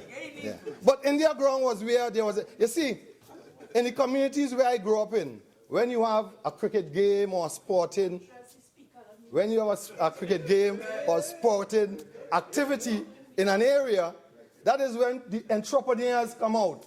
You know, there's some people selling sauce on the side of the road, and the revenue comes to the villagers, and revenue comes to the people, and people selling snow cone. You know, I get doubles too. You know, we sell all sorts of things. Yeah, Jira pork, entrepreneurship. Yeah, and we create employment. And this is what this motion is about. You all said that there is, a lack of employment, etc. Yes, we are saying the downturn in the economy calls for people to use their brains, to come up with different ways of generating revenue. Right? So this is what this motion is about. But yes, back to my predecessor, Anil Roberts, and all these grandiose schemes that he had. Because why? He was able to grab money from the cash cow, the fat cash cow that the PNM left. $420 million he grabbed from the cash cow. $420 million he grabbed. And what did he do with it? He left. Member for Dabdi Omera, I would ask you to restate that. In any event, I think now is a proper time for the suspension.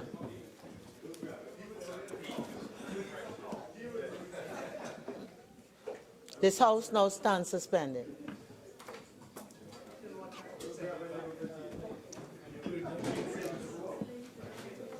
We shall return at 5 p.m.